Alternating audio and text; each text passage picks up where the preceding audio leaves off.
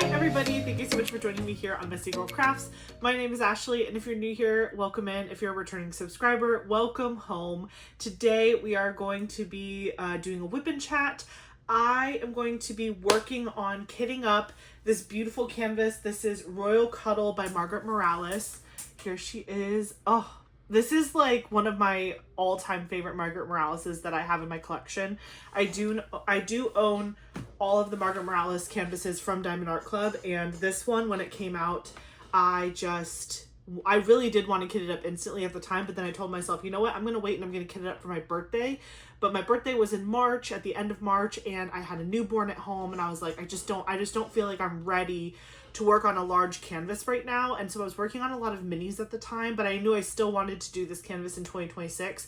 And then when Nicole announced the 26 for 2026 challenge, I was like, I am so excited because now I get to kit this one up as part of all of my whips that I'm going to be working on from now on until forever. So, and I get to use my brand new system of Trobricks. I am so excited. Do these not look incredible all lined up this way? Like, let me just really give you the whole view, okay? Look at that. It is just like, these are two separate ones. So like it looks like this. Like these are two separate towers, but I just have them pushed together because it just looks nice like that. You could, I don't know if you can stack them because there is like a little shelf up here. Look, I have the little thing that me and my dad did. Okay, I'm getting ahead of myself. Sorry.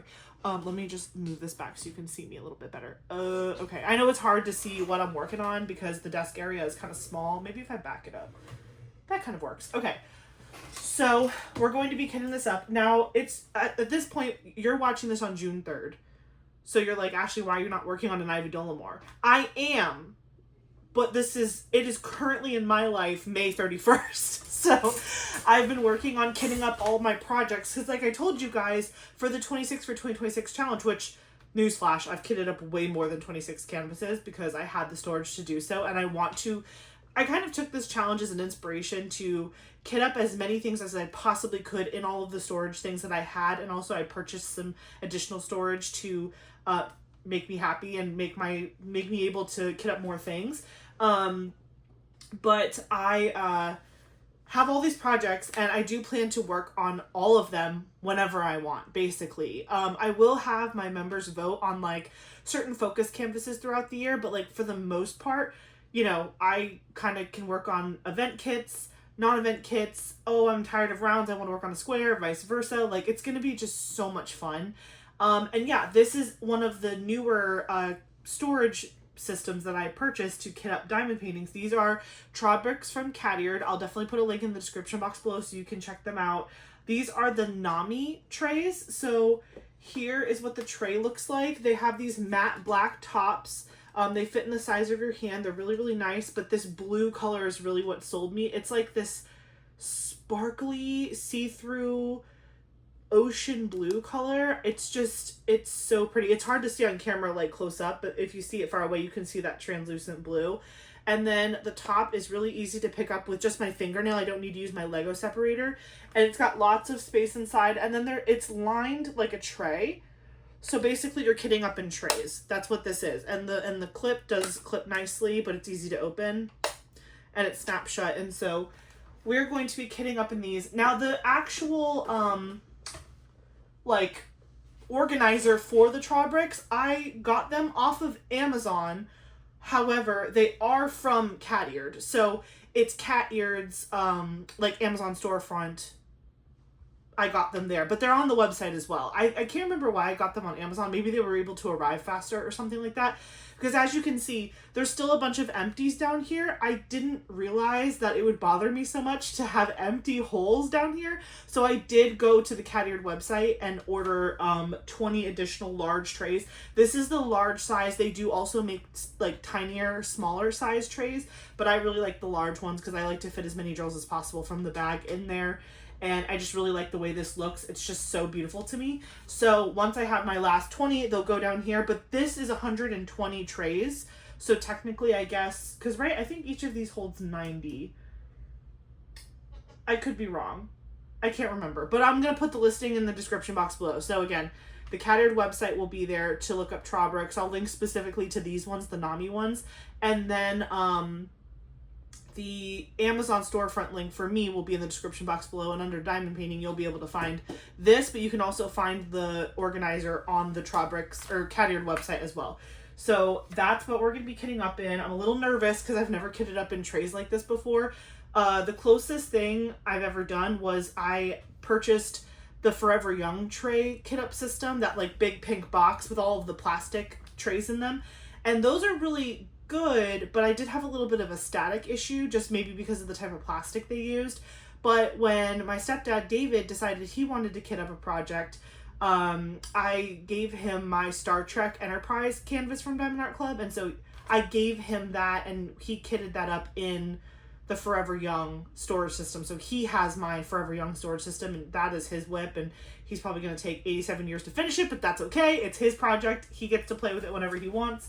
And I'll only finish it for him if he asks me to, but he hasn't asked me to, so there's that. But yeah, so this is my new upgraded version of kitting up in trays, and I have to say, it aesthetically, I like it so much more, but also I've heard so many good things. Like, I didn't jump on the tray bandwagon in the beginning. I honestly thought I wasn't gonna like doing it that way at all, because it just felt like it was like weird, and it was a bulky storage system. But now that I have these display cabinets behind me, they sit on top of them very well, and so it should be really easy for me to just grab the colors I'm working on in a particular section and have them on my table, as opposed to like having to pull multiple things every, like, you know what I mean? Like, usually when I'm diamond painting a specific section, and I'm doing like a couple hours in a session, so I can literally just pull the colors in that section and not have to pull these entire things down off of my storage or off of my cabinets. I'm just gonna pull the colors I want and the symbols I want, and then put those on my table instead of transporting the entire so these racks won't move back and forth, essentially, is what I'm saying.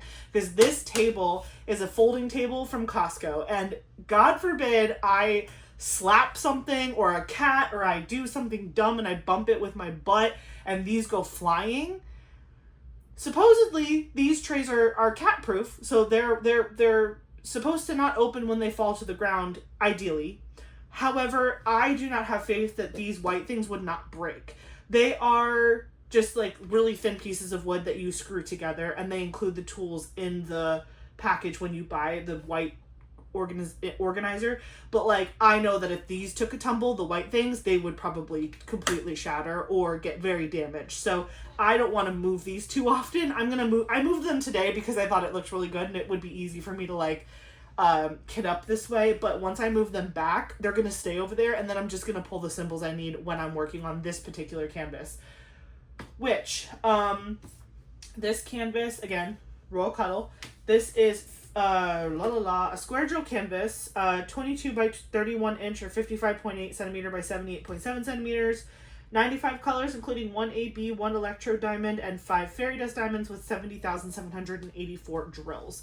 So yeah, let's get started. Actually, before we really get started kitting up, I mean, I'm going to pull everything out, but I have some Happy Mail that I wanted to show you guys that I've actually had in my possession for a while, but things have just been so crazy. Like with my, hold on, I also have to throw my hair up because your girl can't focus when her hair's touching her neck. It's like a literal problem. That's why like in almost every video you guys see my hair up. It's because I have like issues. I need my hair not to be on my neck when I'm like working on something that uses my brain. I don't know. I don't know why that is, but here we are.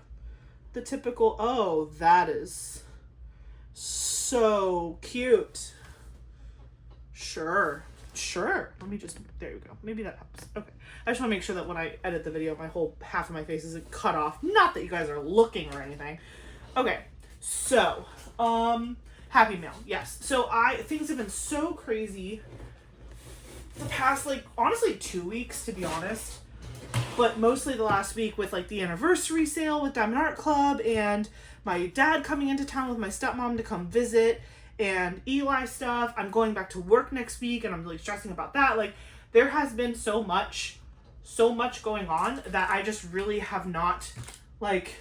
Sometimes boxes would arrive and I would just like put it to the side and I'm like, I can't even open this right now. I'm going to deal with that later. And later is now. So, why don't we just like quickly take a look at this canvas because we haven't seen her in a while. I haven't seen her in a while. Is this the top? Yes.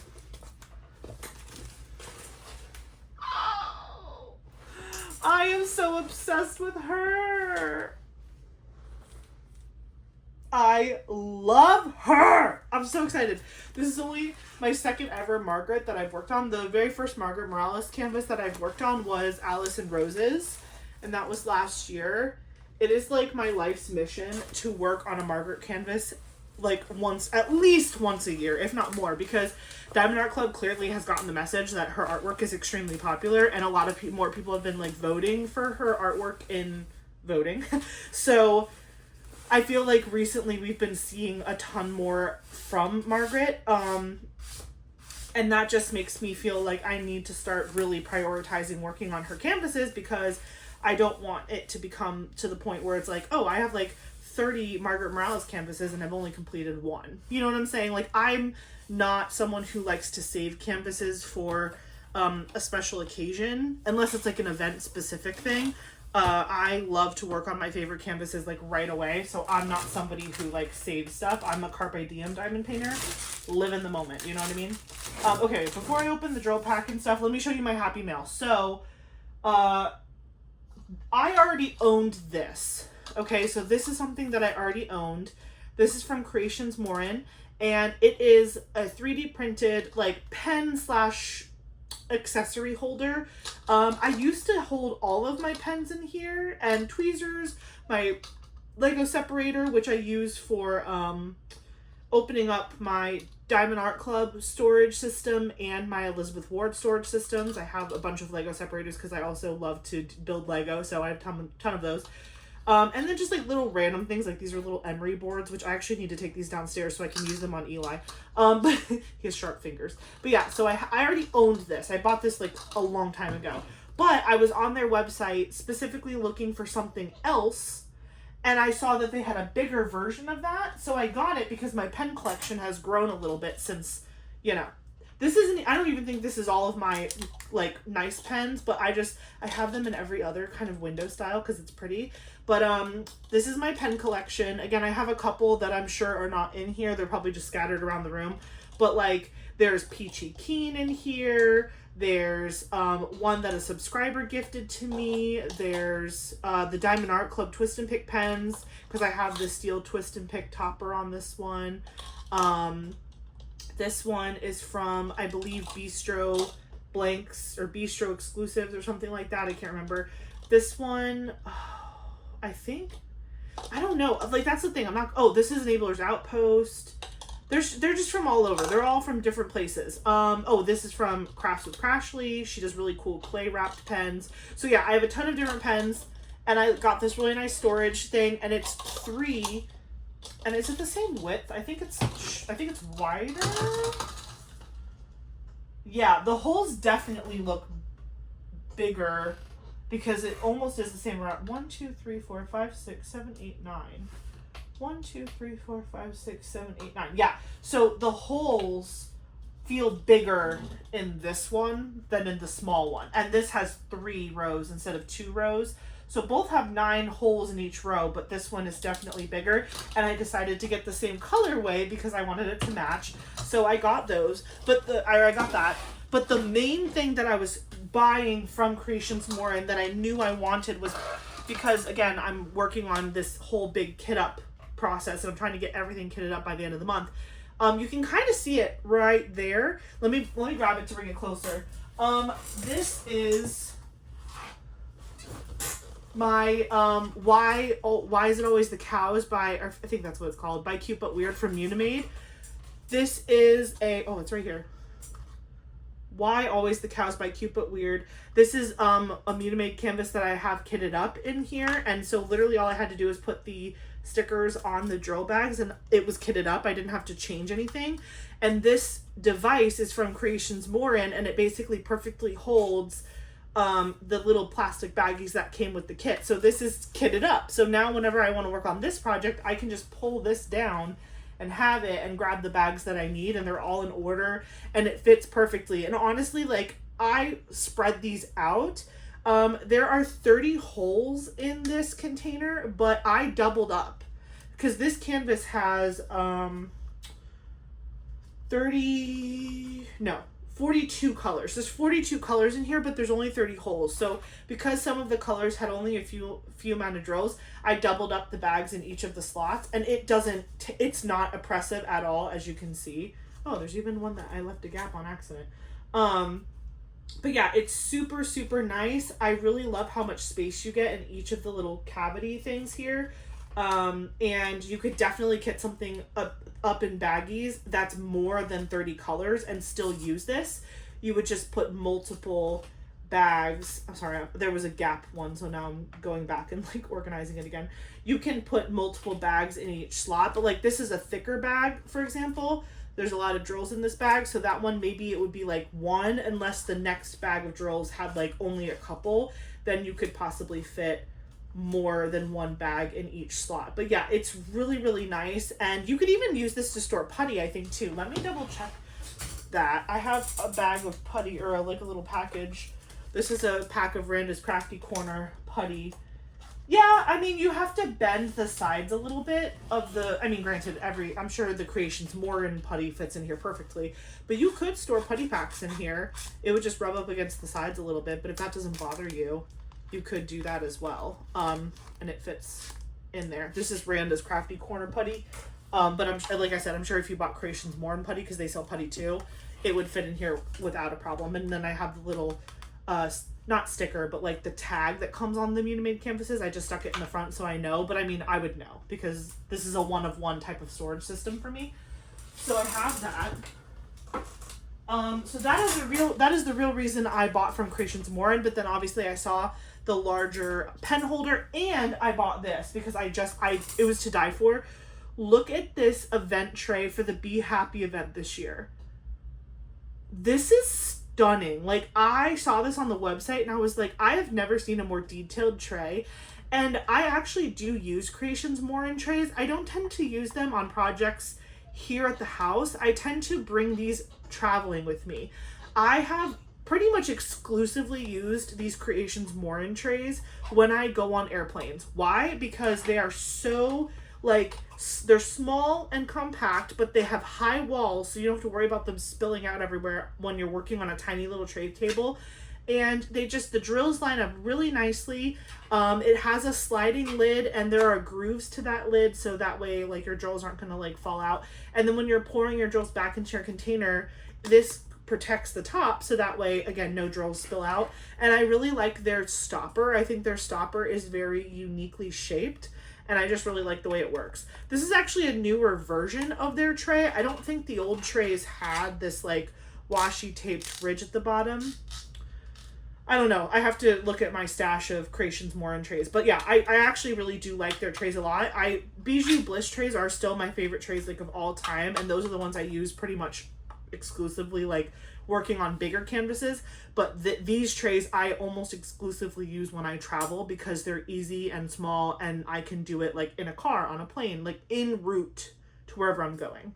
So yeah, I got this Be Happy, and the Be Happy event is hosted by Tiffany from Diamonds at Tiffany's and Natalie from Diet Coke and Diamonds. So if you are interested in joining that event, I will link their event information down in the description box below as well.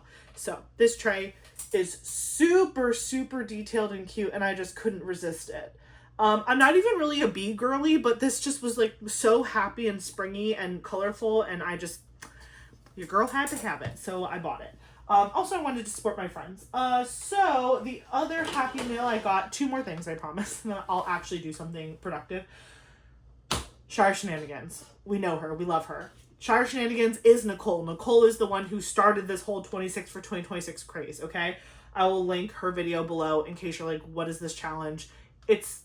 I've said it a million times, but if you're still not sure, I'll link her video and then you'll understand.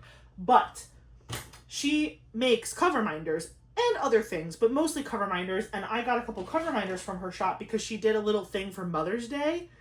Look at this, okay? That is me and Eli. It is a mom and her little boy with the moon and stars and an open book. I squealed. When I saw this on her Instagram, I ran to her store to purchase this. But of course, she needed friends. So I also bought This one, which is hilarious, it says crows before bros, support your local murder.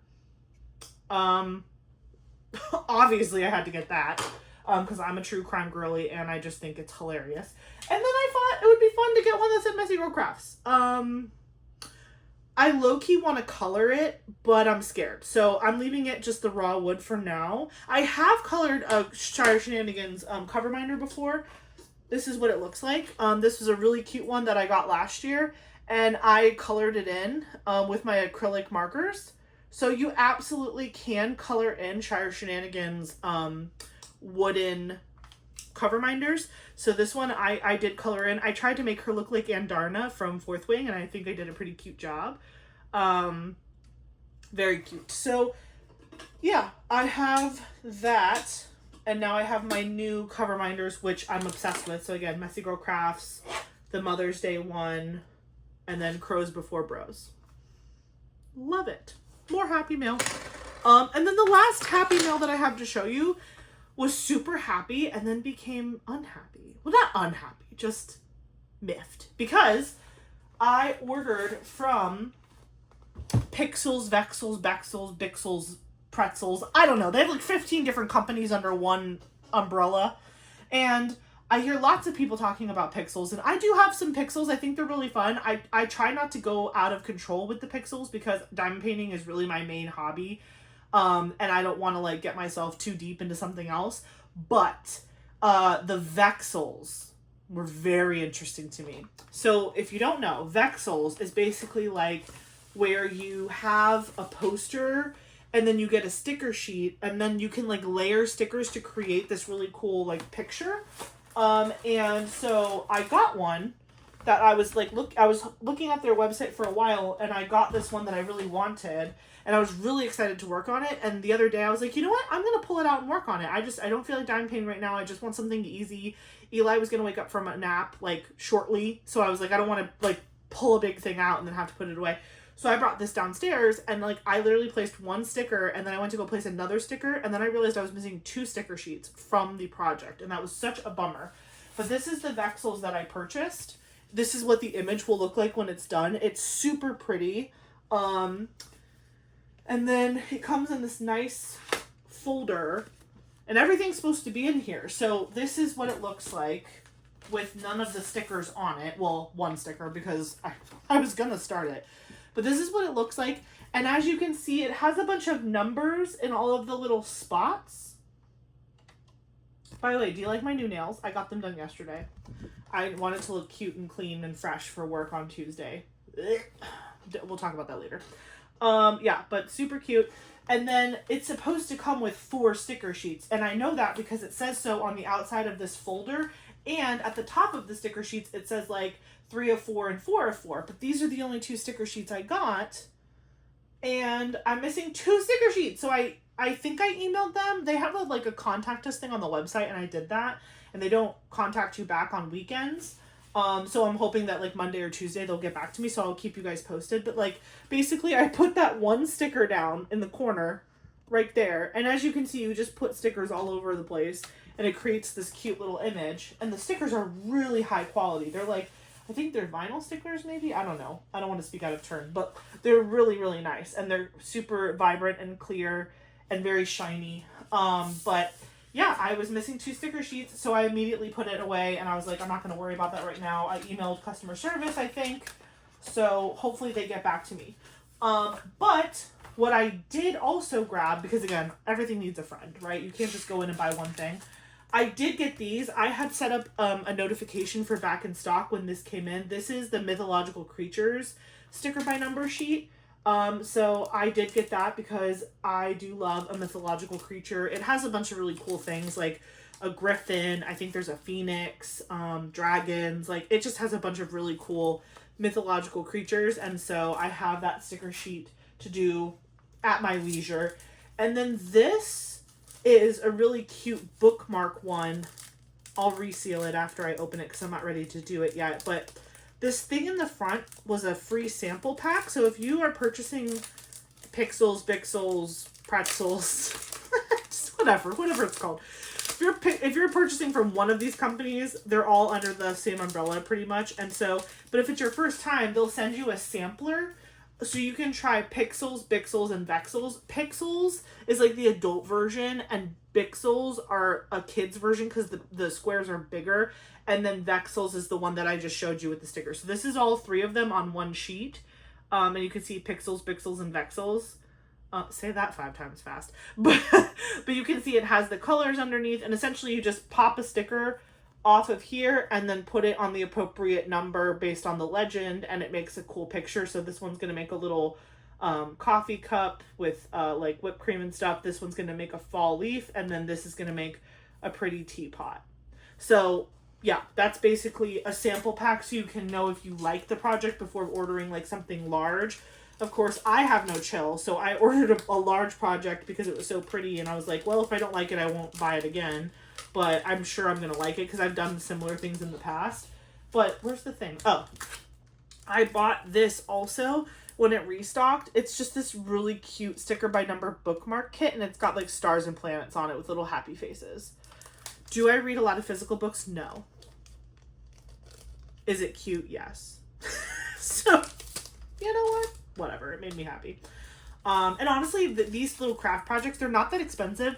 And again, I was looking for small things like this. Again, for traveling, planes, trains, automobiles, if I wanted to grab something small to work on at a friend's house, but I didn't feel like bringing a diamond painting, or if I just needed a break from diamond painting, but I kind of wanted something similar, these are basically that. I don't have a ton of them, but when one really strikes my fancy, I grab it. So that was all the Happy Mail. This is their information, so feel free to check them out.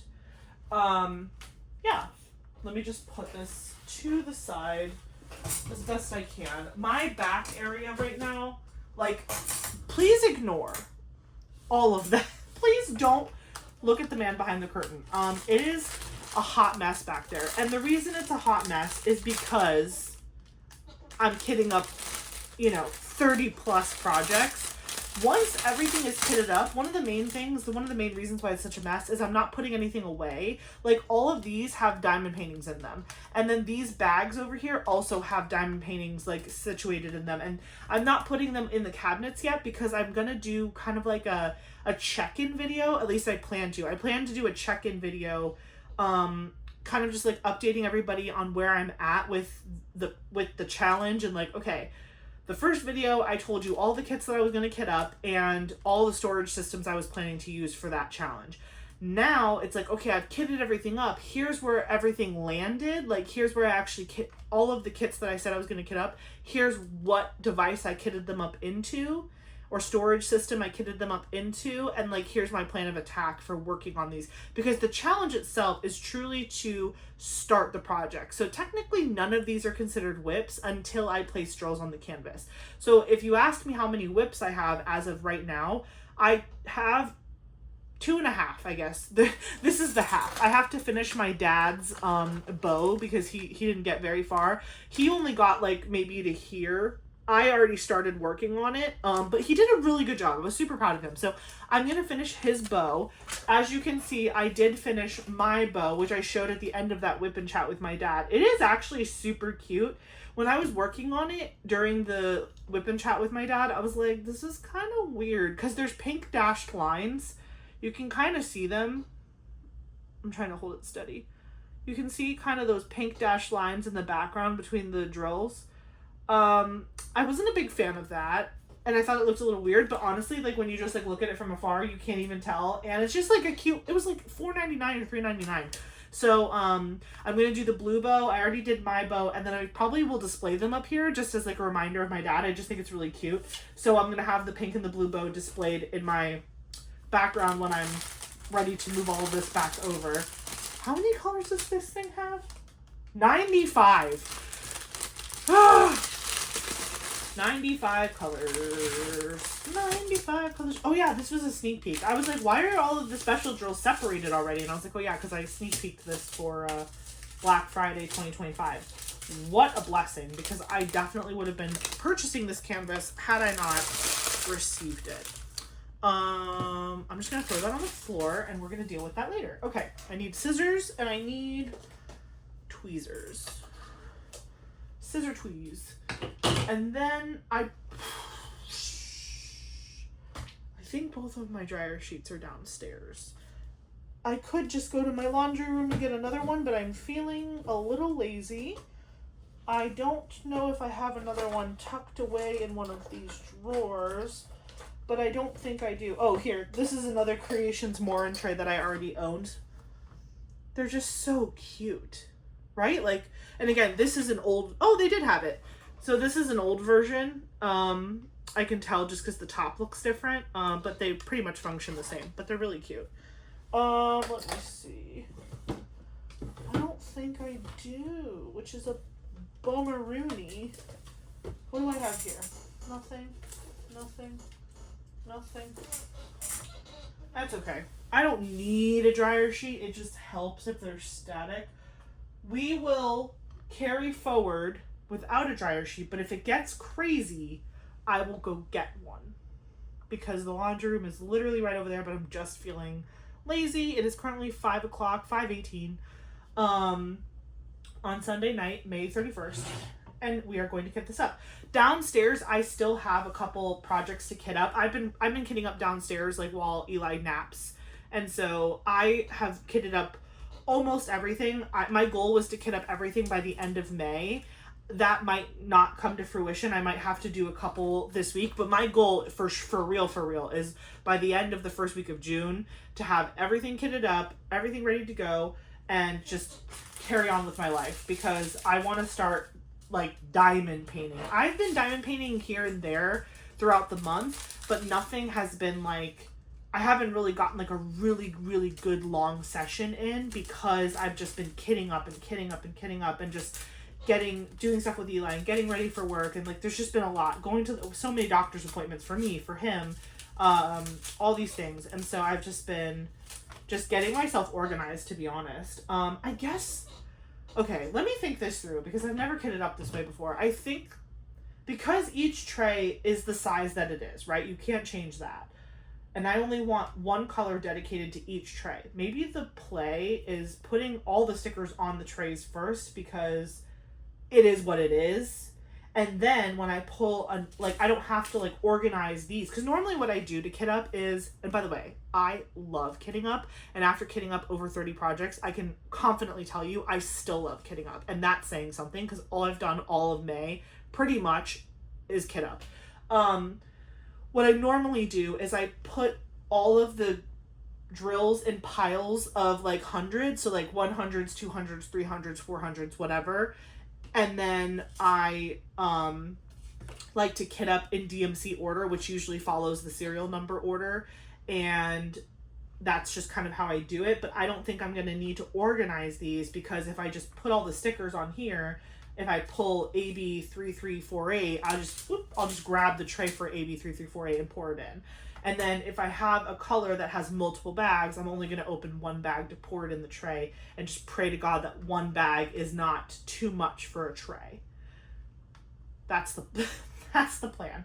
And then I think as far as how I do it, let me know in the comments if you guys have Trobrex, what your thoughts are. I mean, obviously I won't get your feedback before I do it, but do you guys tend to kit up this way, like horizontally in rows, or do you kit up in vertical rows? Like, is this like, let's see, 1, 2, 3, 4, 5, 6, 7, 8, 9, 10, 11, 12, 13, 14, 15. So is it like 1 through 15, 16 through whatever, like 31, whatever? Like, do you guys kit up like up and down, or do you go like 1, 2, 3, 4, 5, 6, 7, 8, da? Like, I don't know which one makes more sense to me. I kind of feel like, I guess I'm just gonna treat it like I would treat a tray. And if this were trays, I would go 1 through 15, 16 through 30, So, okay.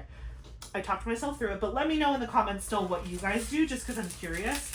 I am going to cut all these up, because I was gonna wait to cut them up and just start with the stickers, but I'm curious to see how many big bags we have, like the ones where it's like multiple bags. From a glance, it looks like there might be 2 or 3 colors that have multiple bags, but nothing too overwhelming. So we'll see. So I'm just gonna push all of my cut up one's over there. That's an electro. That's a fairy dust, fairy dust, fairy dust. What do we got? Okay.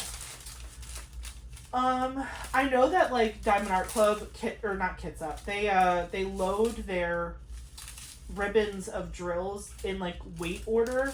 So like similar weights will be together versus DMC. But I low-key wish that they did bag up their heat sealed strands in DMC order, because that would make kitting up go even faster because you wouldn't have to organize your drills. What did I just recently kit up that was in DMC order? I think it was the Dreamer Designs. Dreamer Designs, their like heat sealed strips are in DMC order, and that was so nice because I would cut one off, pour it, go to the next one, and I would just like do that over and over again. And I left them in their strands because I just like kitted up in order, and it was really nice. So anyways, longest intro to this video ever. How are you? How are you doing? What are you working on? Are you kitting up, kitting down, whipping on a diamond painting, a different craft altogether? Are you just like driving somewhere, hanging out? Let me know what you're up to. You guys know I always enjoy our hangout sessions together. I feel like I get more done while filming these whip and chats than when I'm just like wandering around my house throughout the day.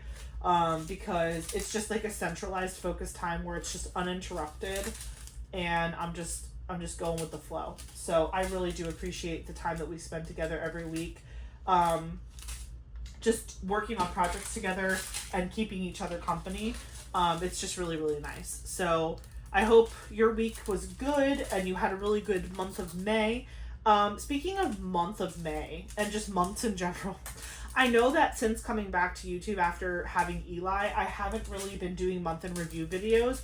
I do intend to bring those back. I just have been trying to just get my head on my shoulders, and so I didn't want to overwhelm myself by trying to do too many things at once. And I was still getting back in the groove of diamond painting and like working on like larger projects and how I wanted to tackle that.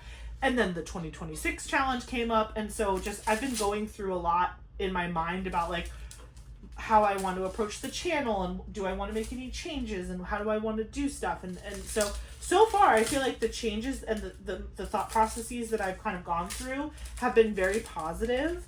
I really feel like I have a good balance between the channel and like my day life. We'll see how work adds into the mix once I start going back to work next week. Luckily, I'm only going back part-time, so it's not a full-time commitment just yet. In June and July, I will work 2 days a week. They won't always be sequential. Like sometimes it'll be like a Monday, Thursday, or Tuesday, Thursday, Monday, Tuesday. You know, it depends on what I picked at the time. Because I tried to make sure I was accommodating to like some of the bigger meetings that I normally used to go to. Did I mess that up? No, I did not. These colors look similar, and I was like, did I? No, I did not. Okay. So, we'll see how work adds to the mix, but I'm really just trying to not overthink about it and just like accept whatever comes my way. Like whatever happens. I'm just going with the flow. I don't want to overthink it, because I think I'll freak myself out and get really sad if I overthink going back to work. So I'm just telling myself, like, you've been off for 4 months. Just go in there and let them tell you what's going on. Like, don't go in like feeling like you have to ask a million questions and interrogate everybody. Let them come to you. First of all, I've been so diligent. I have not opened my email one time in these whole 4 months that I've had off with Eli. I have the app on my phone still, and it has like, the number is scary. Like I'm sure I have like over 3,000 emails to go back to. Granted, a lot of them I'll get to delete, but I still have to just sift through them. And I'm sure some of them are like emails where my team CC'd me to FYI me for when I come back. And I'll probably have to read through a ton of email chains and stuff like that. But I'm only working 2 days a week in the beginning. So, you know, it's going to take me at least one full day, if not two, just to get through all those emails and feel like I'm caught up on like what's happening and what I missed. But also I'm just going to really rely on my team to just be like, hey, this is the highlight reel. Like, go through your emails and figure it out. But also, these are like the super important things. And that's really what I'm going to focus on when I go back, is just like, give me the Reader's Digest version, but also tell me what's important to you. Like, it's a, like, I'll get to the riffraff, but like, what is like is there something, is there a struggle? Is there something where I need to step in right away? Like, what's urgent or like top priority, that how I can support the team, knowing that I'm only here 2 days a week. Like, it's really hard to kind of like be that support when you're not there more than 2 days for the beginning of it. You know, in August I'll be back full time, which is 3 so I work 4 10s. So when I go back in August, I'll be working 3 days in the office, typically Monday, Tuesday, Wednesday. Thursday is usually my off day, and then Friday I work from home for 10 hours. So my part-time schedule will be 2 office days for 10 hours. So Tuesday and Thursday this week, I will be going in for, well, I don't actually go to the office for 10 hours. I go to the office until 4:30, and that's when our physical office closes. And then I go home and finish out my 10 hours, like working from home, answering emails, projects, things like that. It's actually really nice to have your day kind of split up like that, because when I'm in the office or on, and because I'm a manager, I have like nonstop meetings typically in a day, and I don't have a lot of time to like go through and like read my emails. Or let's say in a meeting, someone's like, hey, Ashley, can you do XYZ by the end of the week? And I'm like, yeah, sure. Like, if I didn't have that time to come home and work more, I would not get anything done, because there's just too many meetings. And you know how meetings are. Some of them are important, but some of them really could have just been an email. So it's like, But I really enjoy the 410 schedule, A, because I only work 4 days a week, and B, because as a manager, I go to work and basically share and meet with people that I work with and have good conversations.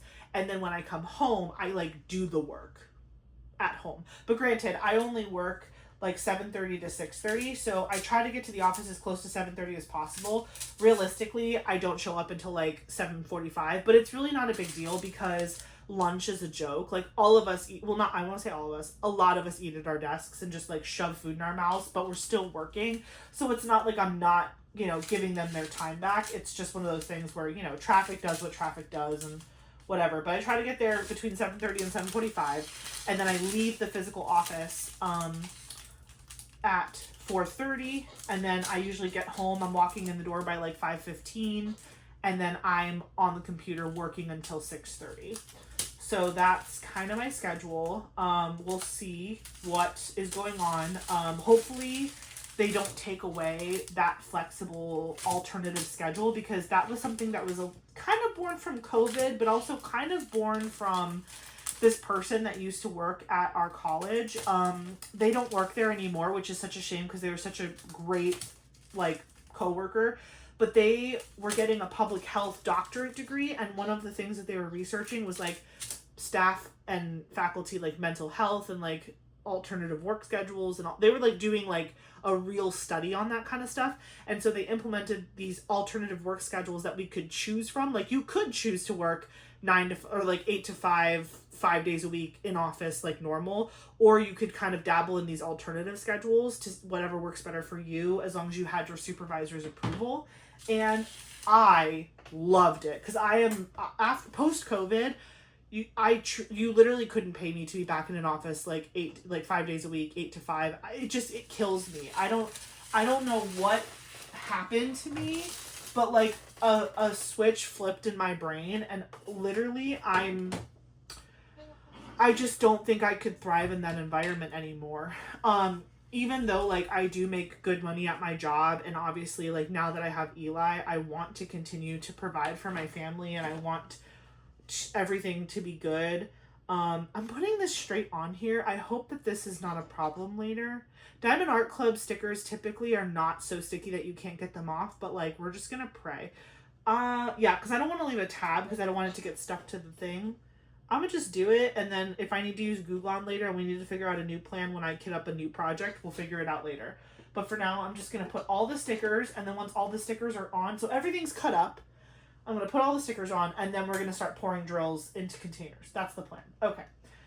So as I was saying, I just truly do not think that I have the capacity to be in an office 5 days a week when it's not necessary. That is the key component. If there were things happening every single day that I was involved in where students needed me or I was physically like doing stuff with people, different. But if I'm driving to work in rush hour traffic, I'm spending like, gas money and over an hour in the car when you add it all together, to that, and getting dressed in like clothing that I personally don't find to be comfortable, like, cause don't get me wrong, like I love getting dressed up, but like I don't know, business professional attire just isn't my vibe. It's just not my vibe. I'm way more casual than that, but I wear it because I have to, but it's not like I'm not one of those girls who like loves to get dressed up for work and wear the high heels and the skirts and the matching purses. Like that's just not me. Now if you are that person, like I love that for you, but I'm just not that person. So like I don't find joy in like getting dressed up and going to work. And so going through all of that, the mentally like leaving my son, all of that, to go and sit in my office with the door closed, to be on Teams meetings all day and not interact with a human more than twice, that is ridiculous. I find that to be utterly ridiculous. And so again, I'm going to go back open-minded and hoping that the schedule that I had prior to going on maternity leave still is an option and exists. I don't see why it wouldn't. And I haven't gotten any texts or emails or anything. Well, again, I haven't checked my emails, but I haven't gotten any information from anyone saying that, hey, when you come back, like, it's not going to look the same. Technically, when you're on maternity leave, you're really not allowed to be contacted by the people that you work for. It's like the law. But I still haven't gotten any, like, warnings on the DL about something crazy that I'm walking into, which is good. I'm considering the fact that it's been so quiet and I haven't heard from anybody, I'm considering that a win. I feel like if something was truly crazy, someone would have texted me, because there was an employee that came back from maternity leave right when I went on maternity leave. So my friend and coworker had her baby in September of last year, and she went on maternity leave, and then she came back literally the week after Eli was born. Like Eli was born on a Thursday. Her first day was that Monday following. It was insane. We like did a high five, which is so sad because I love her and I haven't seen her in like 8 months. So I'm like, I want to spend time with you. But anyway, so I didn't text her personally, but I know some of my other coworkers texted her, because for some reason when she went on maternity leave right before the holidays, we had like a ton of people quit or go to a new place. Like they changed occupations or whatever, changed places that they worked. So and they were like some leadership positions at our work, and so we were just like texting her, not because it affected her directly, but just like more like gossip, like, oh my gosh, so and so just put in their 2 weeks notice, or oh my gosh, so and so is going to work at this college now. Like it was more so that it wasn't like, hey, you need to do something about it. It was just like, hey, just heads up, all these people are gone that you used to work with. And I haven't gotten any of that. And I feel like I would, because we did it to her. But then again, maybe they're not doing it to me because this is my first baby. I don't know. I'm hoping that the silence means that there's nothing to report. I'm hoping that the silence means there is literally nothing going on. It was very boring while I was gone, which I highly doubt. Nothing's ever boring at my job, which is why I like it, to be fair. I do like my job for the fact that it's like never boring and everything's new all the time and things are constantly like moving and shaking and changing with the times. I do love that aspect of my job, but not at the cost of my mental health and my relationship with my son. You know what I'm saying? Like if I have to go to work, it needs to be worth it. And right now, the pay alone is worth it. But if I am not able to, have that flexibility that I had previously, I don't know how I'm going to feel. I don't want to speculate. Again, I'm not trying to speak negativity into existence, but I feel like the time that I was able to take off was very healing and clarifying, and I just feel like I learned a lot about myself and what I need to feel fulfilled. And the creativity is a big piece of that because I'm a very creative person. And like, yes, I do have opportunities to be creative at work and find creative solutions to problems. But this is the type of creativity that really sparks joy for me. And so, but obviously, you know, having a regular 40-hour-a-week full-time job is going to typically pay much better than a side hustle on YouTube. But at the end of the day, like, you know, we are only on this planet for a very short amount of time with the people that we get to enjoy and spend time with. And I am not in the business of sabotaging myself for the future, but I am in the business of finding ways to create opportunities for true happiness, whatever that looks like. Obviously, everything is balanced. You know, there's positives and negatives to everything, and you have to outweigh the pros and the cons and figure out what is realistic and what works for you. But I'm really hoping, what I really am hoping is that when I go back to work, I know I'm going to be sad in the beginning, but I hope that fades. I hope that the sadness doesn't linger forever, and I can successfully, you know, separate from my son for a couple hours a day, do my job, and come home and see him and feel happy and fulfilled and not like I'm missing anything. And again, people do it every day. And so I know I probably sound dramatic, but that's just how I feel. Like I love my son, I love my family, and I want to be with him all the time. But I know it's healthy to have separation, and it's healthy for other people to interact with him and teach him things and help raise him, because like that's just how it works. Like it takes a village. So I'm blessed beyond measure that my mom is willing and able to be there for me and him while I'm working. You know, she's going to be there for him the whole time, and she's going to support me in making sure that he has everything he needs when I'm not around. And that is so huge. Like, I don't think I would have been able to, like, I don't know, not physically, but mentally, I don't know if I would have been able to, like, put my kid in a daycare. I might have done something where I've seen other people do this, where, like, basically they take off, they quit their jobs and they stay home with their kid until their kid is, like, school aged, and then, like, once they're walking and talking and eating and going to the bathroom, like, and they're like little humans. they're still 100% reliant on you, but they're more like, they're going to school now and they have like a routine that's more established. Like, that's when they sort of kind of look for a job again.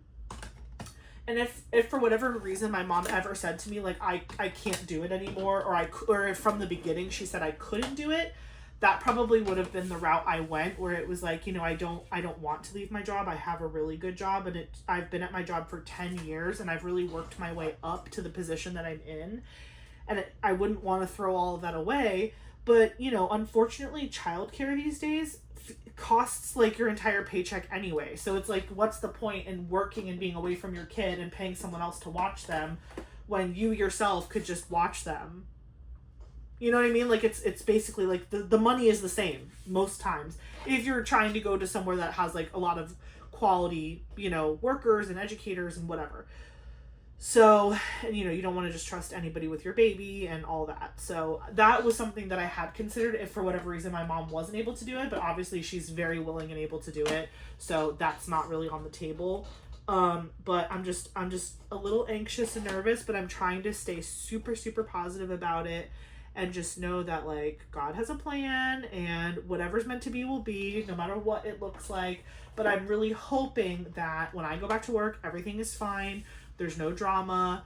I'm able to keep my flexible work schedule so that I do get a day off during the week to just spend with my son by myself at home, because Eric will be at work on Thursdays. Like, if I get Thursdays just to be home with him all day and just spend that day, like, soaking him in, that will make me feel so much better for missing out on, like, Monday through Wednesday going to the office. Because Friday I'll be home, but I'll be working still. Like, my mom is still going to come over on Fridays and be with him downstairs while I'm working upstairs here in the office. So it's like, but still, even on my lunch break, to be able to go down there and, like, play with him for an hour, or, like, sing to him or talk to him or help him go down for a nap, like, that is irreplaceable time. And kids are only small for a small period of time, and this time is so fundamental. And I feel like I have been so attentive and interactive with him in his first 4 months of life. And I know my mom will be too, but like I wouldn't want to see, every person does things differently. And I wouldn't want to see any like regression in his personality or his social, like he's very social, he's very tolerant, he's a great sleeper, he's a great eater. Like I don't want to see any of that start to go backwards because I'm not there to push those things. And like again, it's my kid, like I'm gonna raise my kid the way I want to.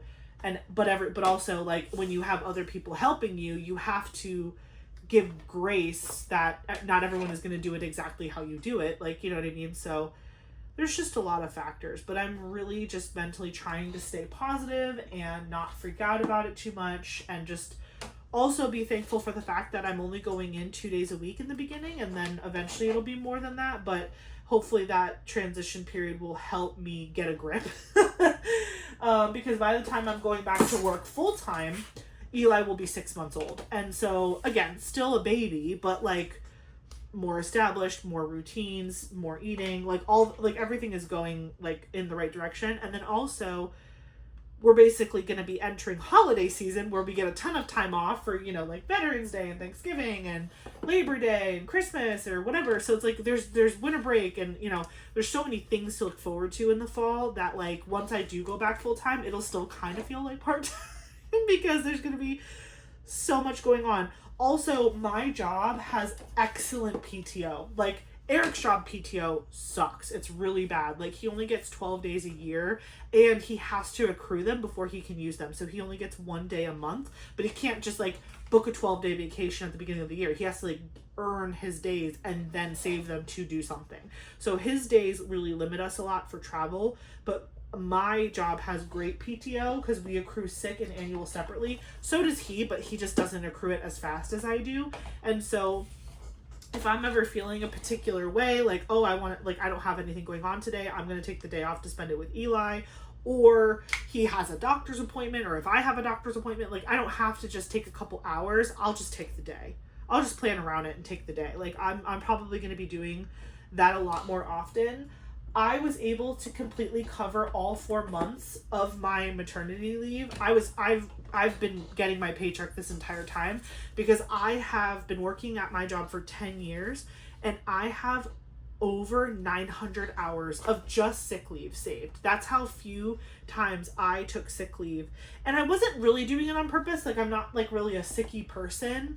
Obviously if I was ever really sick, I wouldn't go to work because I don't want to get anybody else sick. But like, I'm just not somebody, it's the millennial in me. I'm just not someone who calls out or says I can't make it.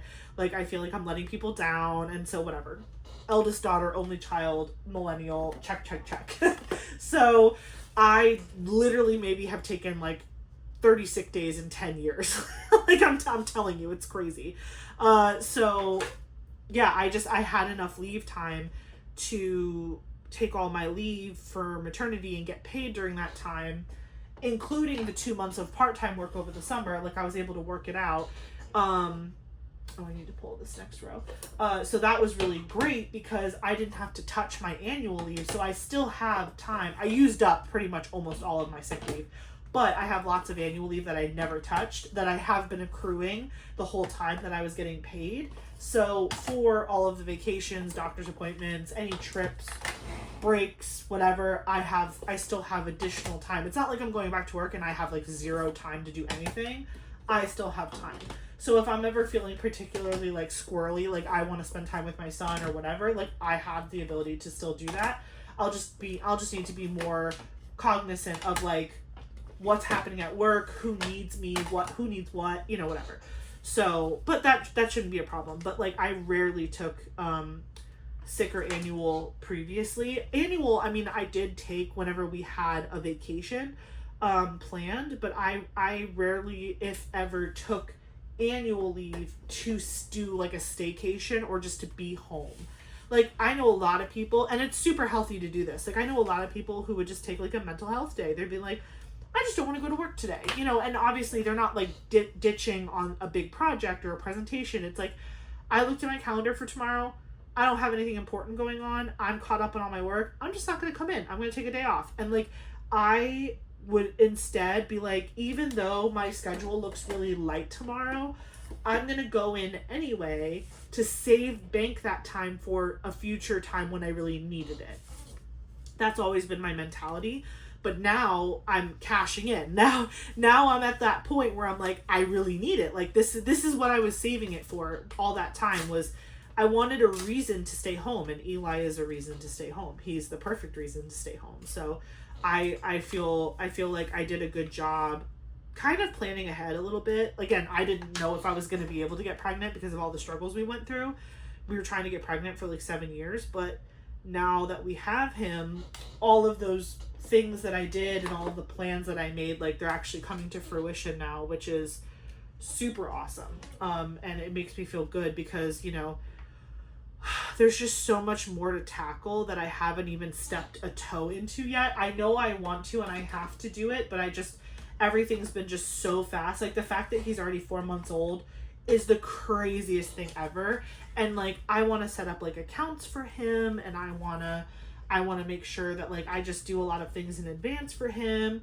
Eric and I talked about making like a living will, even though like, you know, God forbid, we don't want anything to happen to us, but like God forbid it does. We want to make sure he gets everything he should be getting, and like he's set up for the rest of his life. Like we're just really trying to be proactive.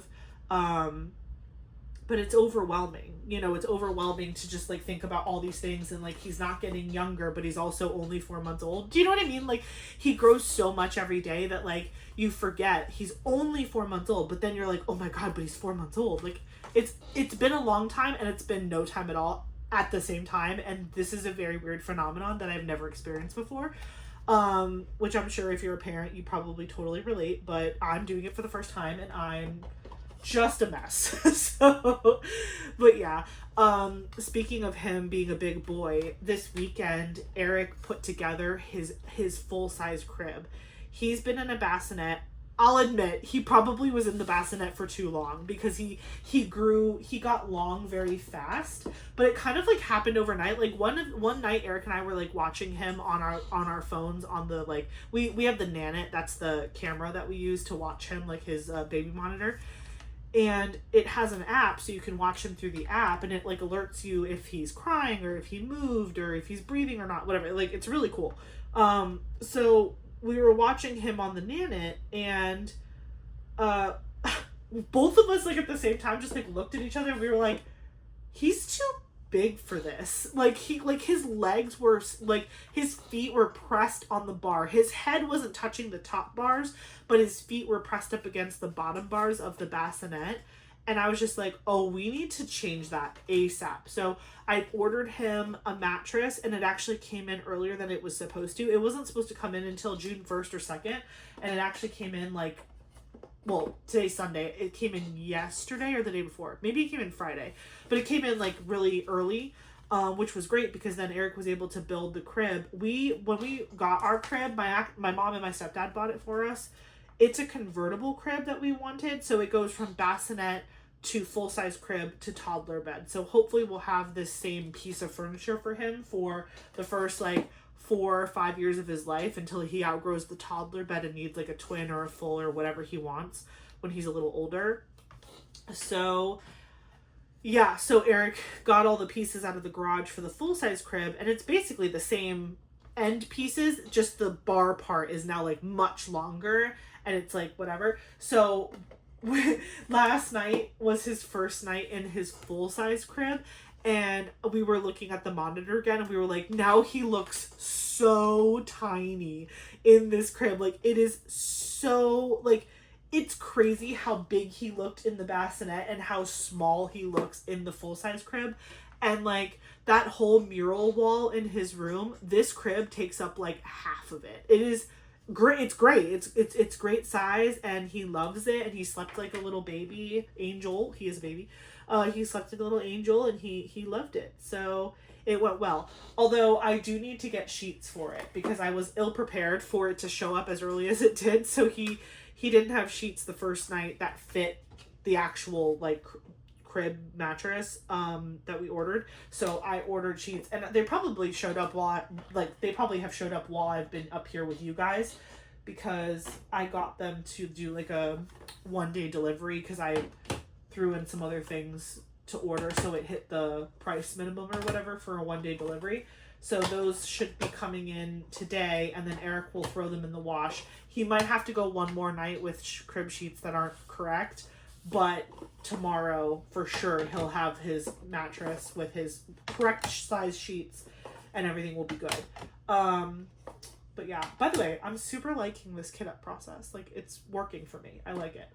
It feels less, not that kitting up is stressful for me, but it feels like, I feel like whenever I kit up on camera, I have to do way more paying attention, and I am not paying attention, and it feels great. So I like it so far. Once we start pouring drills into the devices, or into the storage containers, we'll see how I feel then. But so far, 10 out of 10. I'm actually going to separate the picture sticker so that I don't, like, bend it.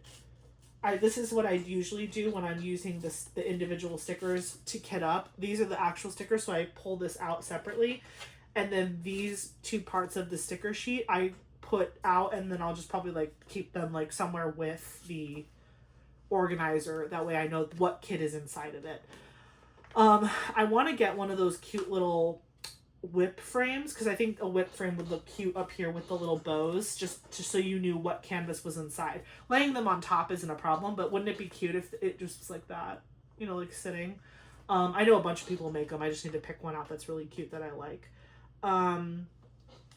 So yeah, so I'm going back to work this week. By the time you see this, I'll have already had my first day back at work, so pray for me that it goes well. Check on your girl, because I'll be a hot mess. But yeah. Hi, this is Editing Ashley coming at ya. I just wanted to say that my first day was as good as it could have gone, honestly. Like, it was fine. I was sad. I definitely cried when I left the house. I tried to hold it together because I didn't want my mom to see me cry, but like when Eric and I were leaving the house at the same time, like he gave me a big hug in the parking lot or in the driveway, and like I was crying, and he's like, "Are you gonna be okay?" And I was like, "I'm gonna be fine. I gotta go. I gotta do it." So we drove away, and I teared up a little bit, and I got myself a Starbucks in the morning. A little hot coffee as a treat because I had to leave my baby, and that was so hard, and that helped. And then I got to campus, and I just like put my stuff down, put my pump stuff in the fridge, I put my lunch away, and I just turned on my computer, and I had over 2,000 emails waiting for me to sort through, which was insane. There weren't a lot of people at the office today, which was kind of odd. Like, I got there and it felt like a ghost town. And it's also summer, so like all the college students are gone. So I was like, this feels so weird. Like, it's my first day back, and like there was nobody there. So it was fine though. It was fine. I did get emotional, but my mom messaged me like a million times. I was asking her for pictures, and she gave me updates, and I did have some meetings on my first day back, so that kind of helped distract me a little bit, but overall it was fine. So thank you for all the warm thoughts and wishes for me to have a good first day back. I really wanted to run home and hug my baby so bad, but I made it, and I'm sure every day is going to get easier. I'm currently whipping on my Ivy Dolomar canvas. Gorgeous, it's gorgeous. So yeah, I'm editing my video, and I figured I'd just give you a quick little update. I'll give you a more thorough update in my future whipping chats, but just wanted to say hi, and it went okay. So back to the video. Yes. But yeah, Eli's new crib is built, so that's been going really well. We were allowed I told you guys like a couple weeks ago, I think, that we were given permission by his pediatrician to start solids with him, but only like fruits and veggies, and they had to be pureed, obviously, and Eric didn't want to just go buy pre-made stuff, so he wanted to puree it himself. We decided we wanted to try a vegetable before a fruit, because we didn't want him to just get a sweet tooth and then never want to take a vegetable. One of you guys actually suggested that, and thank you for that, because I told Eric that, and he was like, "Oh, that's a great idea." Someone in one of my comments from one of my videos said that they recommended doing vegetables first, and I was like, that's such a smart idea. So we chose pumpkin, and we gave him pumpkin puree, and he was smiling the whole time. We didn't give him a lot, because they say when you're trying a new food for the first time, only give like a teaspoon or two over a couple days, just to confirm that your kid isn't allergic. And then once they've kind of gone through a couple days not showing any signs of allergies, rashes, coughing, throat closing, weirdness, whatever, then you can kind of go carte blanche and give it to them whenever it's age appropriate to give it to them, like maybe 1 or 2 ounces a day type of thing. But obviously I'm not just going to be like shoveling pumpkin in him by itself exclusively forever. If he's cleared for pumpkin, which so far so good, he took it really well and he enjoyed it. Although he did make a lot of funny faces because he was trying to figure out the texture, because it's not milk and that's all he's ever had. So he was being super cute when we were giving it to him the first time. We'll figure out what we're gonna do next. Eric, I think, bought some peas to try. The gastro that Eli goes to said the pea fruits and veggies help with like digestion, and they're high in fiber, and so they'll help him go to the bathroom more often. They're not concerned about how many times he goes to the bathroom, because he definitely goes at least once a week, but it's pretty much that. It's about once a week. And they said the reason why is because he is primarily on breast milk, and so he is using and absorbing more of the nutrients because breast milk is like so good for babies. He only takes about 9 ounces of formula a day, so because of that, he usually only goes like one big number 2 once a week. Like he went number 2 last Sunday, and then he went number 2 today, which is Sunday. So that it's like he's very regular. But with all of the added stuff that's in like real people food, he's probably going to be starting to go more often, which they said is completely normal and it's a good thing and whatever. So we'll see how that works out. But yeah, he tried pumpkin and it was really cute. We've been just getting him a lot of things, like a lot of different devices for sitting, because he can't sit up by himself unassisted yet. He has great neck control. He's still working on his like trunk control. He does a lot of this, but his neck is great. Like he can fully rotate, go up and down. Like when he's doing tummy time, his neck is fully extended up off the ground, but he can only hold that position for like a couple minutes before he gets tired and just like lays his head down on his hands. It's so cute when he gets tired. But yeah, so because he still has some trunk control issues, we built his high chair, but he's too small for it. We can't use it yet because we were trying to figure out like, well, how are we going to feed him these purees when he's still kind of working on sitting up without assistance. And so we do have a Bumbo, but that wasn't, it's a little too small for his thighs. It fits his body perfectly, but his big thunder thighs get stuck sometimes in it. So we're trying to like limit the use of that because we don't want him to get like stuck or whatever and get frustrated. Obviously we're always with him when he goes into that chair. It's just one of those things where it's like he likes it until he doesn't, and then he's like, get me out of here, and then you have to quickly like get him out of there. So yeah, but other than that, I bought him like one of those activity center bouncer stand-up things, but it's in the shape of a race car. Here, I'll put up a picture.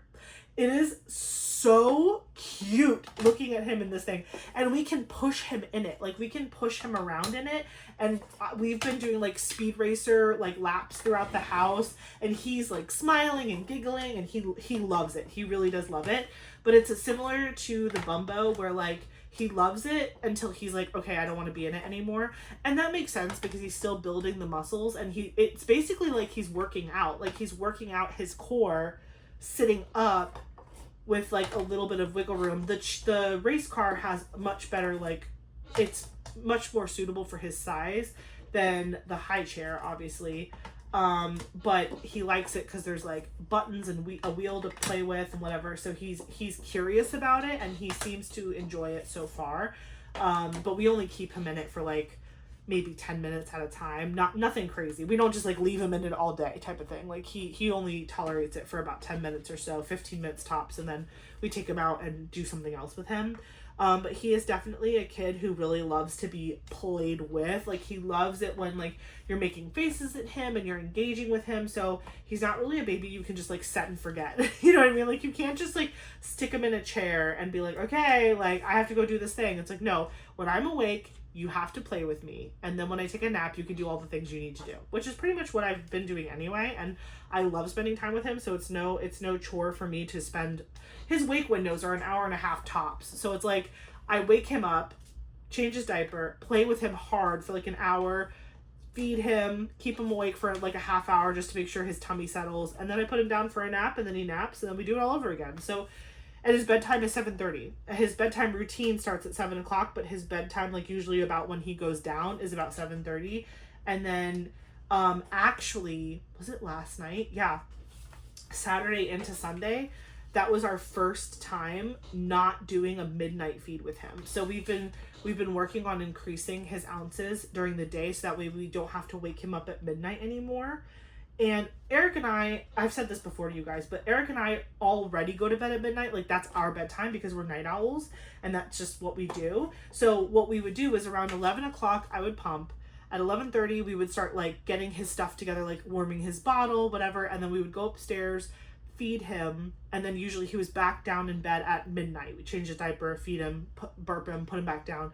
He was in bed around 12:15, and then he would stay asleep till 6 a.m. when we all got up for the day, and then he would get another bottle at 6 a.m., change his diaper, put him right back down, and he would sleep till 9.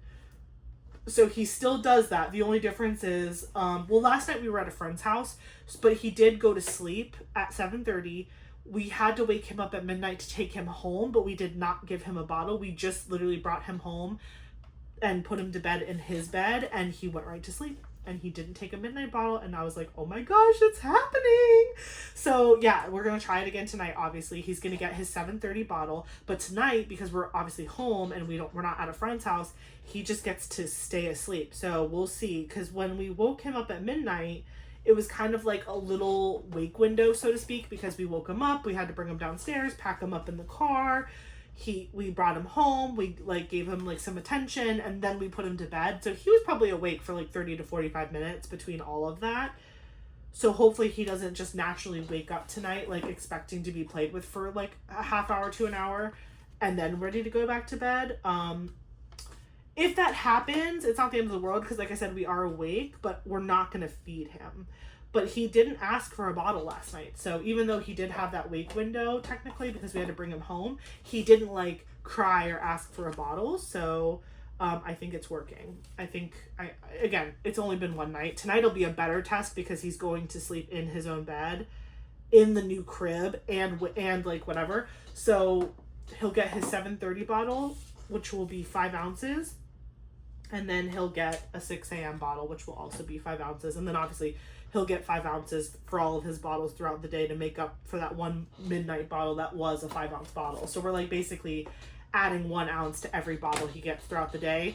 When we tried to do this a couple months ago, if you remember, he threw up and he wasn't ready for it. And so we backed off really fast because we didn't want him to get sick. But it's been, I think, 2 months, maybe 1.5 months since we tried that last time. So he is definitely ready for more milk now. And so he's taking the 5-ounce bottles really good, and he hasn't been spitting up. So we're feeling more confident in giving it to him. The only difference that we're doing now is that, like, when we do give him a 5-ounce bottle, we do stop him halfway and kind of burp him, because I feel like he's more likely to throw up if he's just like piling it on top of itself and not giving himself that break.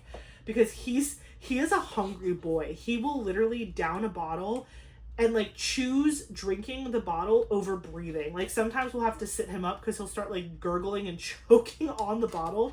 And I'm like, you realize you can just like take a break? And he's like, no, I'm hungry. I will chug this and then I will breathe later. And it's like, no, that's not how this works. You can take breaks. No one's going to steal your bubba. It's fine.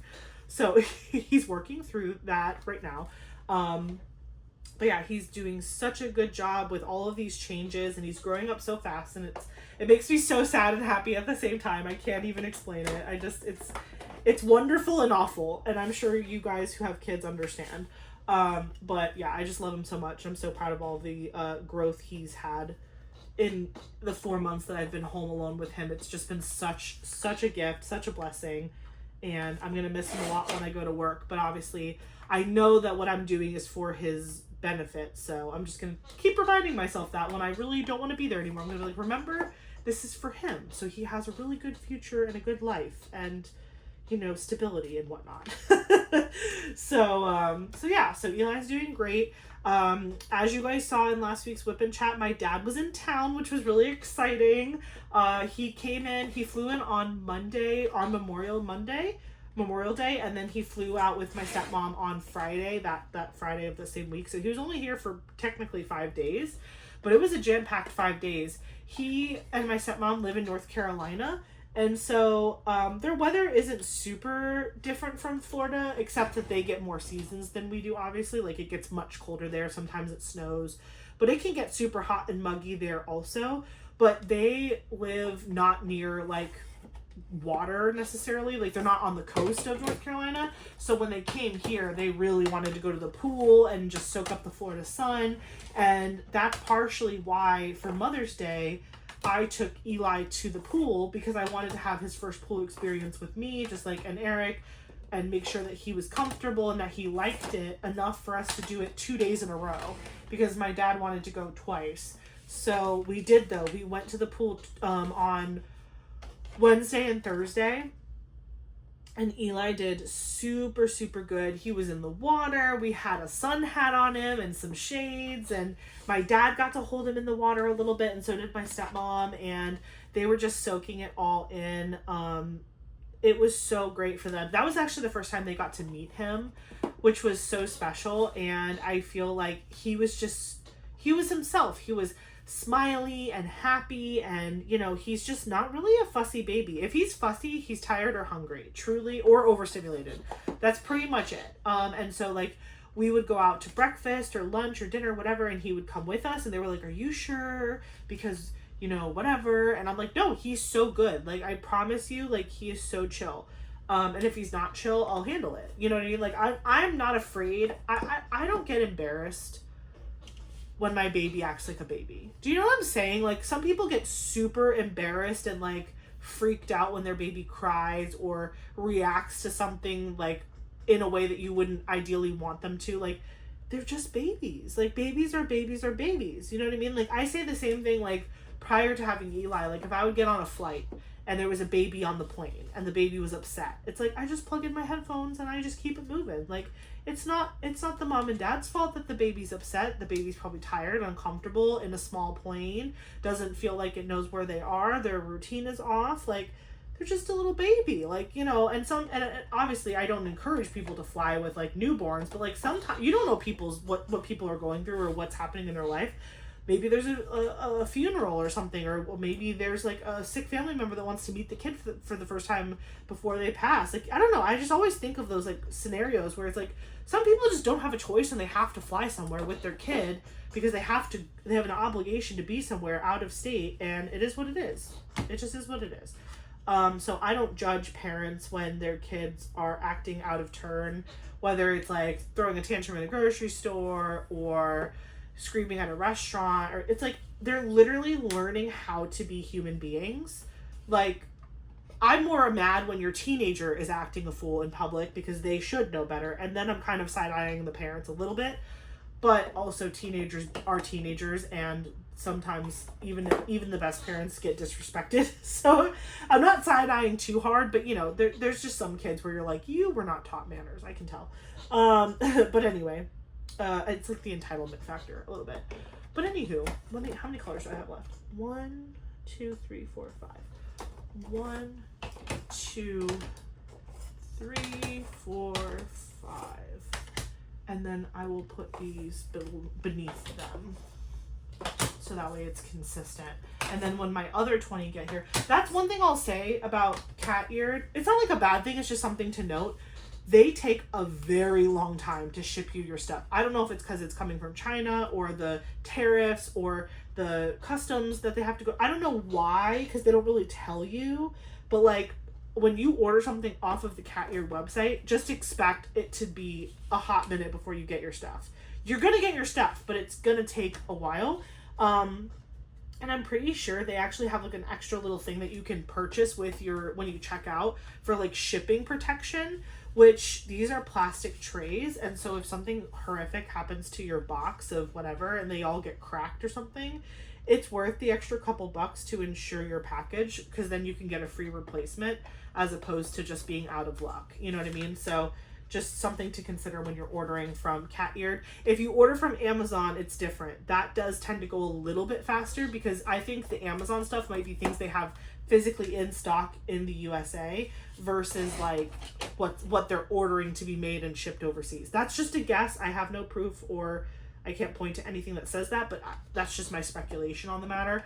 But let me know if you guys know different.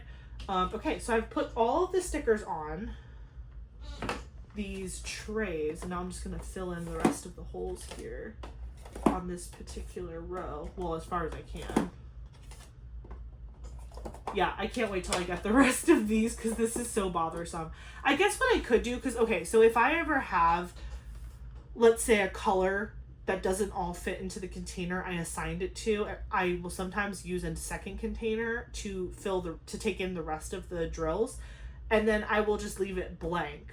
So, like, if I had too many drills of 3807, I would put as many as I could into that one, and then I would basically move all of these down a slot, and then I would put an empty one under it, so I know that the empty one goes with the one before it. So like this is 2 containers of 3807 or whatever. So that's an idea too, because right now there's 95 colors in this canvas.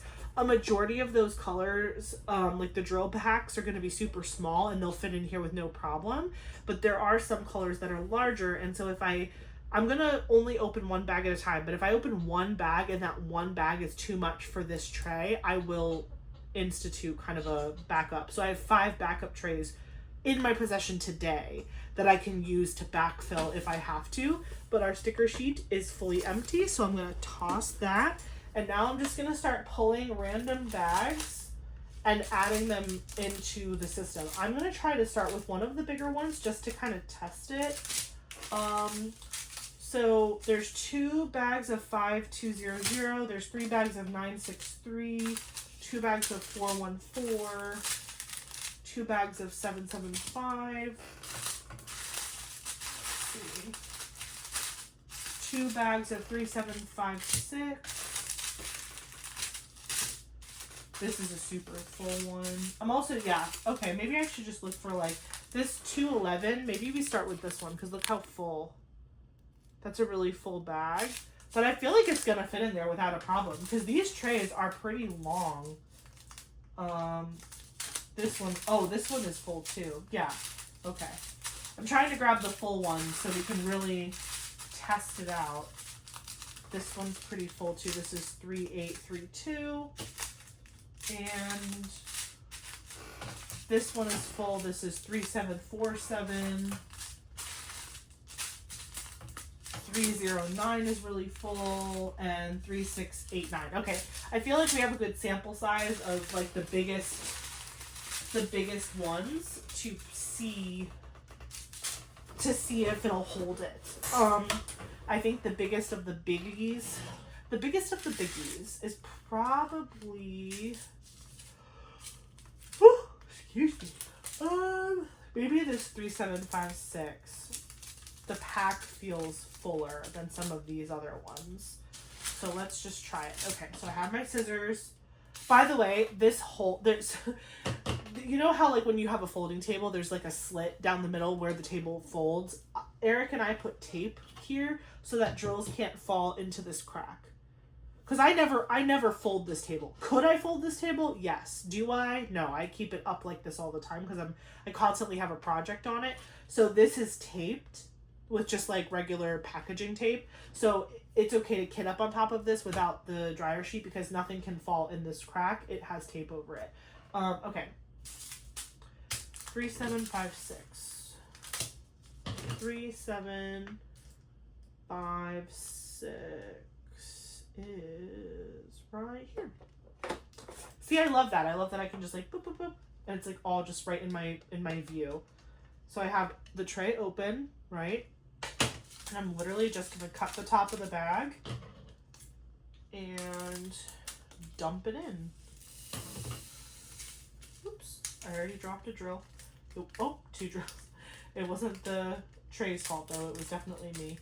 Yeah, see, I mean, this isn't that bad of static at all, but if it was super staticky, I could see how this would get crazy. Sometimes just kitting up on top of a dryer sheet, even just like in the presence of a dryer sheet, it really does help.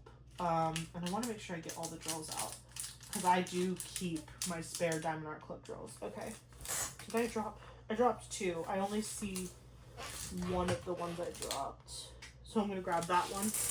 Yee. Oh, there's the other one. That worked out. 1, 2. Oh, I got him. I don't always go for it, but you know, when in Rome. I'm going to put this to the side so I can put my trash in there so it's semi-contained.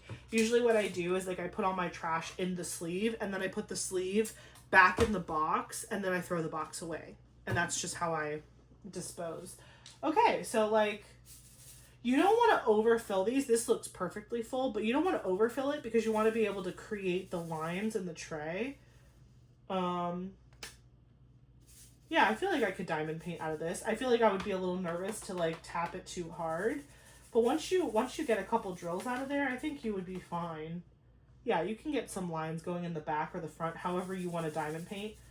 I would probably single place in the beginning until there was less in the tray, but like that looks really good. I don't know if you can see that. It's hard to, I don't want to tilt it too far, but it looks good.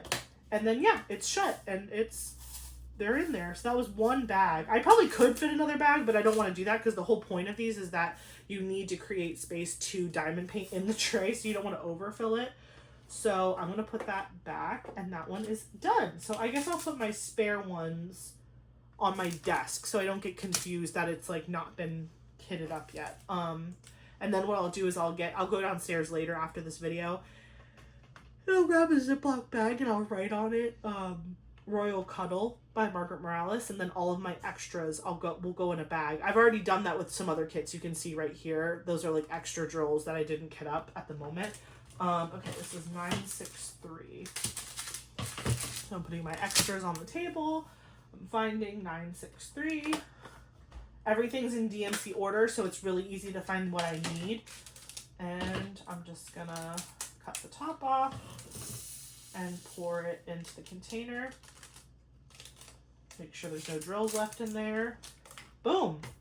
Oh, that is so easy. I love it. Okay. Okay, I'm gonna keep talking, but I just wanted to like talk you through what was happening, because this is the first time I've ever kitted up this way. 414. Sorry I'm yawning so much. I'm just so tired. It's like I said, it's been a minute. Like the last 2 weeks have been so crazy. What else was I gonna tell you guys? Oh, something else fun.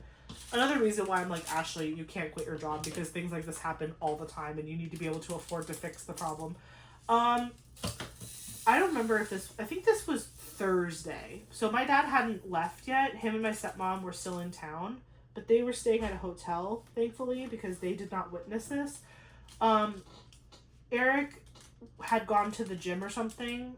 Or no, I'm sorry, this was Thursday. He went to work. Eric went to work. I was home with Eli. Eli was down for his morning nap, so he was sleeping. And I had like taken a shower, and I came, usually after I take my shower, I like to just like sit on my bed and scroll on my phone while my hair like air dries a little bit. And so I went to go sit on my bed, and my bed is pretty high, and it has this like, there's 2 side panels to the bed that like you can kind of like rest your foot on. I never put my full body weight on it, like ever. I don't use it to like climb into my bed. Like I can easily get into my bed without stepping on it. But usually if I'm sitting on the edge of my bed, like I'll have my right leg like up like an L, and then my other leg will be like hanging off the bed, resting on this little like wooden bar that connects the headboard to the footboard. And I was under the impression that my bed was made of solid wood. I was very wrong. I sat down on the bed and I like lifted my foot and just like lightly placed it on this bar. I've had this bedroom set for like 7-8 years since I bought the house in 2018, in October of 2018, and I've had this bedroom set since then because it was the one that we bought when we moved into the house. It cracked. The side, that side bar that connects the headboard to the footboard, right smack where, like, right, it wasn't even actually where I put my foot down. It was a little bit more in the center of the bed, because I was sitting up by, like, my pillow, so I was sitting kind of, like, towards the headboard of the bed, but it split, and then that's when I learned it wasn't solid wood. It was more like particle board material, like really good particle board material, but it was like particle board, and it snapped, and I immediately jumped off the bed because I didn't want the bed to, like, slam into the ground, like, in half or whatever, like the mattress. And I jumped out of the bed, and I looked, and there was just, like, this jagged, like, break, and it was still connected at the top because I jumped off really fast and it didn't, like, do a full break, but it was like holding on by, like, a thread. And I was like, oh my gosh. And Eric hadn't even gotten to work yet. I texted him and I was like, hey, can I FaceTime you really quick? You won't believe what I just did to our bed. And he was like, Jesus, Ashley. So he FaceTimes me, and I'm just like, I had the camera turned around so he could see it.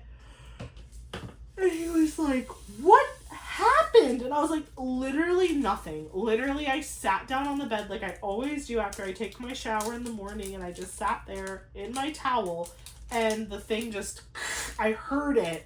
If I didn't hear it, I wouldn't have gotten up, so thankfully I heard it. But yeah, I heard it crack, and then I immediately, like, jumped up and got out of the bed so that I didn't make it worse. And he was like, are you okay? You know, obviously he doesn't really care about the bed. He cares more about me. But he was like, are you okay? Whatever. And I was like, yeah, no, I'm fine. Eli didn't even wake up. It didn't make that loud of a noise anyway. But I was just like, really? We have a guest in town and I crack our bed? And, like, it's cracked to the point where, like, it's not safe to sleep in it. Like, Thursday night, we could not sleep in our own bed because of this crack. Because my dad came over on Thursday. We went to the pool that day, but also he came over after the pool because we went to Pollo for dinner. My dad loves Pollo Tropical, and they don't have one in North Carolina, so he was like, we have to go. So we went to the pool. Then after the pool, we went straight to Pollo Tropical. Eric met us there after work, and then we went back. We all went back to my house, or our house, and, you know, I was like, okay, well, this is awkward.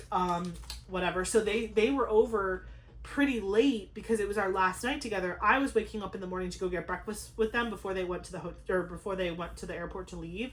But Eric had to go to work the next day, but he was working from home, but he wasn't going to see them. So we were watching a movie together downstairs because we wanted to spend extra time together before they left the next day. So we didn't have enough time that night to not fix the bed, but take the bed apart, because our plan was, okay, well, obviously we'll just buy not a whole new bedroom set, we'll just buy a new bed frame for our king size mattress, but we can't sleep in it in its current state on this frame because it's broken. So Eric's plan was to disassemble the frame and take it to the dump because it was like nobody could use it couldn't be fixed.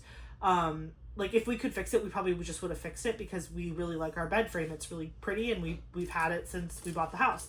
So, because we couldn't fix it, he's like, well, then I'm just going to take it to the dump, and I'm going to throw it away. And I was like, okay, that's cool. But he's like, obviously, I can't do that tonight. Like, I can't take the bed apart tonight. It's going to take me, like, an hour. And they didn't leave until, like, I think, like, midnight or so. Like, just before midnight, because they didn't stay to feed Eli with us. But they did stay, like, right up until before that time. So, yeah, they were like, okay, and we didn't tell them that it had happened because we didn't want to worry them. We didn't want to stress them out. And so, yeah, they stayed late on Thursday, and then after they left, thank God we have a pull-out couch bed, because the couch itself is not honestly that comfy. It's not a good napping couch. It's a leather couch. It's a great couch for having children and babies because it's very wipeable. And it wasn't that particularly expensive. The cats have already scratched it up and down. Which, again, I knew that if Eli didn't destroy it, the cats would. And it's better than a fabric couch, because if a baby has an accident in any direction on a fabric couch, that's much more annoying to clean up. Or if the cats have an accident or throw up or whatever. So we got a leather couch, but like a cheap leather couch, like not super fancy.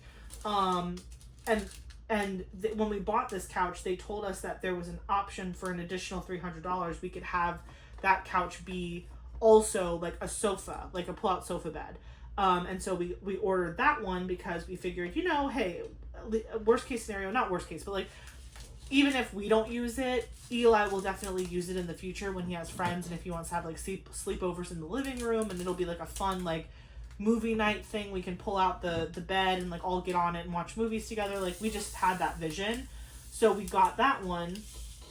But it's like a real couch pull-out bed. Like the mattress is so thin and it's not that comfortable. But I had bought a mattress protector, a mattress pad for it, and I hadn't opened it yet, but I had it. I hadn't even washed it yet, but I had bought it because when my dad first said he was coming down, he wasn't sure if he was going to stay with us or if he was going to stay at a hotel because he was trying to save money. But I told him, I was like, listen, you can stay here, but we wake up at 6 a.m. with the baby and, you know, he's really good, but if he's like up crying and then Eric has to wake up to go to work, like, and you're going to be sleeping in the living room and we're totally going to disturb you. Like, I just know it's going to be annoying for you.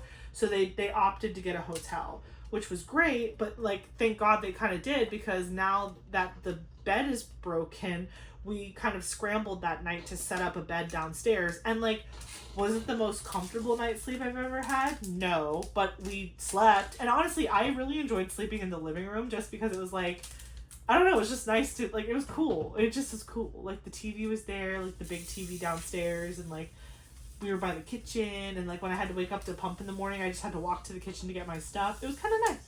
It was like a little sleepover in the living room.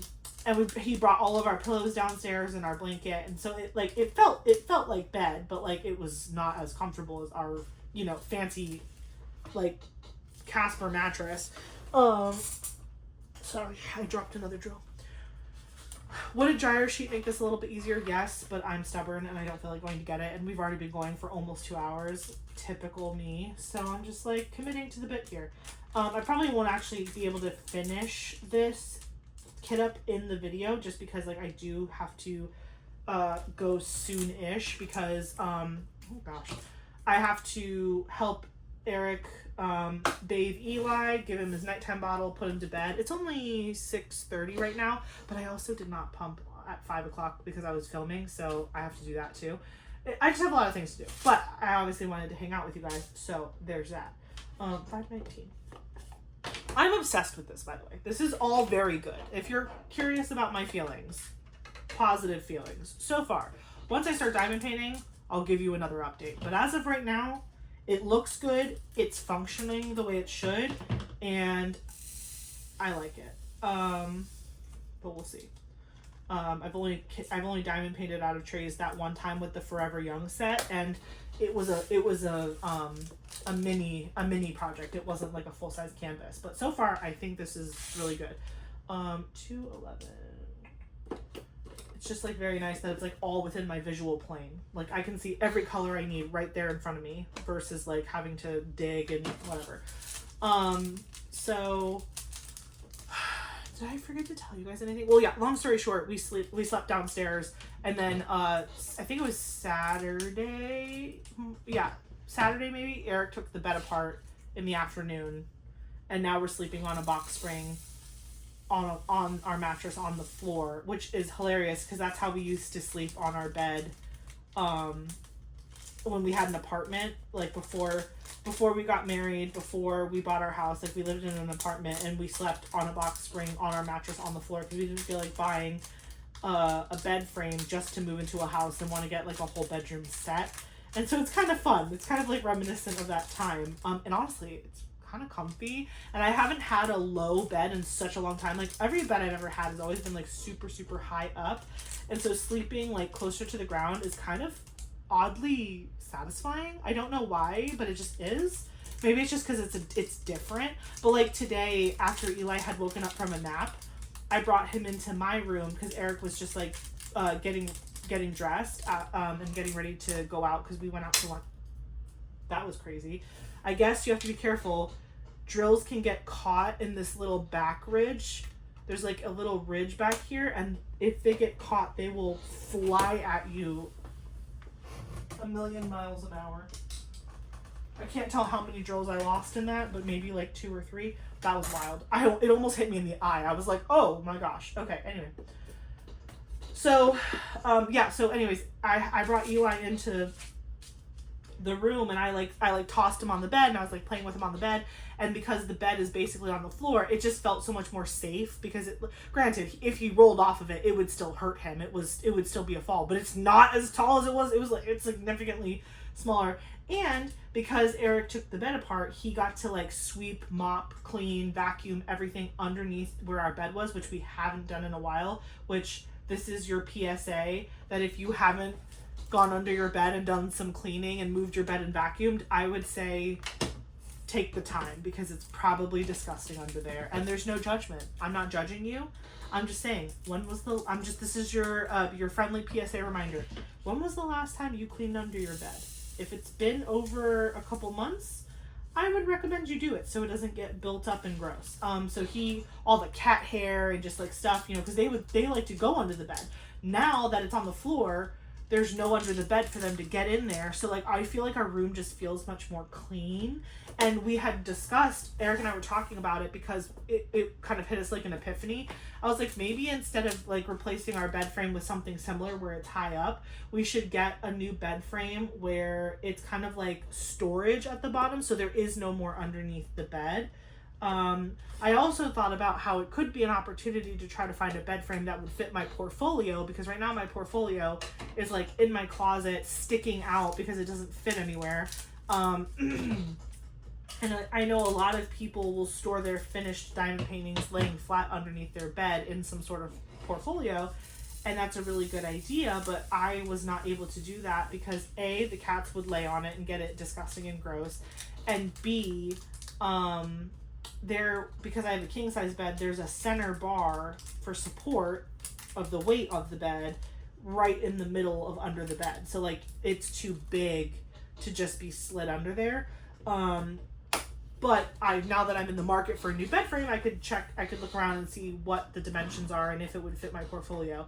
But speaking of my portfolio, I had a bunch of people ask me when I showed off my portfolio and how big it was, and I described how I'm storing my finished paintings in there with zip ties and this whole thing. A lot of people were like, hey, can you show us? Now, I did do a more in-depth video for my channel members on like the step-by-step of how I built the portfolio. So I don't think I'll go that far in depth, but what I can do is just show it to you. Like, I can unzip it and show you the end result and how it looks. I feel like once you see it, you'll get the gist. Like, you'll see it and you'll be like, oh, that makes a lot of sense. And maybe you could recreate it. All I did was purchase 6-inch zip ties, a hole punch. I already had the portfolio that I bought earlier, like in my diamond painting career, and I had a Sharpie and 2 tri-fold poster boards that you can get at like Walmart, Michael's, anywhere that sells like school supplies. 3832. So yeah, it worked really well, but someone else made a comment saying that what they do is they have the same portfolio as me, the big one, that fits pretty much almost all my diamond paintings except for some of my super, super long ones. And they said what they do is they just get all of their finishes dry mounted, because then they're on a poster board and they just stick them in there. And I was like, why didn't I think of that? Like, that's actually genius, because yes, the poster board will take up more space than just a single diamond painting, but let's face it, first of all, I'm not going to be like dry mounting small canvases. Like, maybe I can get a portfolio for like a smaller one for my smaller canvases, but then only reserve the big portfolio for my big finishes, and all of those will be dry mounted, because the sheer weight of those paintings with all the drills on them, it's a lot. And so that's why I had to use so many zip ties. It's like 30 plus zip ties across the top, sandwiching it all together so that the weight is like evenly distributed. But also the trifold boards, they're just cardboard. So if it wasn't currently where it is, sandwiched between like my diamond painting stash and the wall, it very well could probably buckle within the portfolio and drag everything to the ground. So I feel like what I did was not the perfect solution, but it was a solution to get all of my finishes in like one location and out of my way. I don't think it's end game, but I liked what it did for me in the current moment. in the present, and it wasn't an expensive thing to do because it was like I said, zip ties, a hole punch, and a Sharpie, and trifold particle or like trifold cardboard things like for elementary school. So it wasn't an expensive project to attempt, and it is functioning currently. But once I have all of my projects that I complete in 2026 needing to be added into there, that will be kind of the true test, because then we'll be able to see, like, is it easy to add things to it? The answer is kind of no, it's not going to be easy, because my original plan was to maybe like take out, like basically cut all the zip ties, add the new canvases, and then re-zip tie after I add the new canvases. But I truly don't think the poster boards will be able to hold all that weight. So then my second thought was maybe 3607. Okay. I was like, maybe what I should do instead is basically go out and buy 2 more things of poster board and do a new one. Like, so every year will be its own sandwich. Again, that will make more sense when you see it. I'll put a clip at the end of the video so you can see what I'm talking about. So I thought maybe I could do, like, every year gets its own, like, little sandwich situation, so that way I don't have to undo what I already did for the previous year. And that way it's kind of like sandwich, like, every year gets its own little sandwich. But that's when the other person had commented about just dry mounting all their canvases, because literally my big canvas, my big Dakota Detweiler, literally cost me $12. So I'm sure ones that are much smaller than that are going to cost significantly less. And honestly, I'm not finishing canvases fast enough for me to feel like that's an unruly expense. Because, like, let's say I finish, like, 26 kits this year, just throwing out a number. If I finish 26 kits this year and only 10, let's go high. It's not going to be 10. But let's pretend I finished 10 canvases that were, like, 70 centimeters or larger. Those would really be the only ones I dry mounted, I think. And because I want to make the giant portfolio size worth it. So if I did that, it would be useful. But I don't know. We'll see. It's all a work in progress. Everything is trial and error over here at Messy Girl Crafts, okay? But yeah, stick around to the end of the video if you want to see kind of a little overview of what I'm talking about with the portfolio and how I have it sandwiched with zip ties and poster boards in there. And if you have other ideas of how to do long-term storage, let me know. Oh, something else, because, you know, never enough. I think I might have told you guys this in my last week's Whip and Chat. I think I did, because we filmed on Tuesday. We finally got our hybrid hot water heater installed, which was so exciting. And my dad, of course, because he's a dad, he was like, that's so expensive. And he was just being super skeptical and judgy about it. But then after it got installed, it was like that night, or maybe the night after, it was like Wednesday night or Thursday night. I can't remember. But like, we went into the garage and the garage was cold. Well, okay, it wasn't like freezing, but it was cool. And it's been like 90 degrees outside every day in Florida where we are. Every day it's like deathly hot. It was literally like 74 degrees in the garage. And so Eric was like, come put your hand next to this like fan area. And the hybrid function was working. Basically, the machine that we have sucks in hot air from around the machine to heat the coils, to heat the water, and the machine exhausts like ice cold air into the garage, and it just circulates that. So to heat the water, it uses hot air and blows out cold air, and it was blowing out freezing cold air. It was so cold, and it was so nice. And so obviously it was only 1 day's worth of hot water that it had cycled through, but basically every time we use the hot water to take a shower, do dishes, whatever, laundry, like, it's gonna just constantly be sucking hot air out of the garage and blowing cold air into the garage. And my dad was like, oh my gosh, that's so cool. I was like, yeah, exactly. Like, we know what we're doing. The only reason we even chose this specific machine and how, like, this hybrid situation is because Eric's stepdad Peter literally got one installed at his house like years ago. And we've been to their house many, many times after he got it installed. And he has a garage. Well, his house is a corner unit. It's a townhome, and it's a corner unit. So the garage is facing the sun on, like, almost all sides. except the side that's like connected to the house. And his garage is cold. And he does not have an insulated door like we do. We insulated our garage door a while back during COVID because I was working in the garage because I didn't have an office at the time. So I was literally like, I made the garage kind of like a home office, and we had a fan in there, a ceiling fan.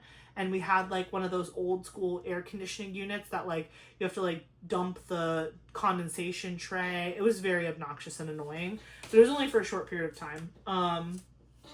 But we don't spend a lot of time in there anymore as much now that I have my office upstairs. Eric's stuff is in our bedroom, and really we just go into the garage to work out. And also we have our workout equipment in the garage, and then also like, you know, everything else, lawn equipment. We have like bins and storage and whatever. But now if it's actually tempered in there, I'm excited because, I mean, growing up, I was a garage kid. Like my mom, the garage was my like playroom basically as a kid. And that's kind of how Eric was raised too. And so we always just envisioned like having a space for Eli when he's older, obviously, but like a space for him to like have a TV, maybe a little couch, like an area to play. Maybe we get him like a little foosball table or something so he can be in there with his friends. Just like a cute little hangout that also doubles as like our storage for like our, you know, waters and drinks. And we have a garage fridge now. And so it would just be like a nice little hangout spot. But obviously we had to make sure that it was like temperature appropriate because it gets so hot here pretty much from March to November. It is boiling all the time. It's only cold here for maybe a couple, like maybe 2 months, if that. And usually it's like only super cold for like a week. And it's the best week of the year. And usually it's in February. But this year, well, it was in February this year too. But it was like when Eli was born, the weather was beautiful outside. It was amazing. What is this? 3, 8, 1, 8, 3, 8, 3, 8, 1, 3, 8, 1, 8. My eyeballs have to adjust to the tiny sticker. I'm like, wait, what? So yeah, so the garage is super temperature controlled now, and I'm excited after it's been in there for like a couple weeks to just go in and see like how I'm feeling about the temperature and whatnot. Because if the temperature is like good, maybe I can store some diamond paintings in there, which is very dangerous, to be honest, because I don't want to give myself more space and then be like, I can buy as many as I want because I don't have limit on space anymore. I do have a limit on space. I cannot overtake this house. But I'm thinking what I would store in the garage is more so like my de-stash kits, because whenever I order from Diamond Art Club, I keep the boxes, because whenever I want to de-stash something, I use the Diamond Art Club boxes to ship out the painting, so that way I'm not having to incur an additional cost of buying shipping boxes, right? Like, why would I do that? I'm shipping out a Diamond Art Club diamond painting in a Diamond Art Club box. Makes sense to me. So I have like a Diamond Art Club box graveyard in my garage. And so if I stored my de-stash kits, I could have like almost like a little shipping station. Like I could have all my kits that I want to de-stash on a shelf, and I already have the shelving down there. I would just need to clear off a shelf. And then, but I have like the unit. And then I could have all the boxes like right next to them. So it's like, oh, okay, so-and-so wants to buy this painting from me. I go into the garage, I come downstairs, because I have my printer upstairs now, but I go downstairs, I have the printed shipping label, I have my like little tape and my scale, I do it all, whatever, and then I put it next to the front door for Eric to take to the UPS. Which actually reminds me, I did a trade. Me and Kate from Kate's Creative Space did a trade, and I need to get that in the mail. So Kate, if you're watching this, I swear to you, it didn't happen this weekend, unfortunately, because we got too busy, but I promise you your kit is coming. I just have to print the shipping label and get Eric to take it to work with him. Maybe I'll try to do that tonight. I'm going live tonight with my members, because I always do one live a month with my members. It's part of their membership perks for the inner circle level. And we do one live a month at the end of the month. So before like the month turns over, that's usually when our lives are. And it's from 9 p.m. to 11 p.m. So I need to do some things before I get ready for the live, but it's already almost 7. So I do need to wrap this up, but I have so much to talk about. This is always what happens with me. Okay, we're going to pause this for a second. I'm going to spitfire things I have to talk about because I don't want to miss anything, because I won't remember next week. So let me look through my list. We haven't even talked about diamond painting or the sale that I bought. We're gonna talk about all that, I promise. Yeah, so my mom's first day on the job with Eli is Tuesday, which for you guys already happened. Hope it went well. I have my annual doctor's appointment on Monday. So, I did blood work for that before I went down to South Florida to visit, for Peter's birthday.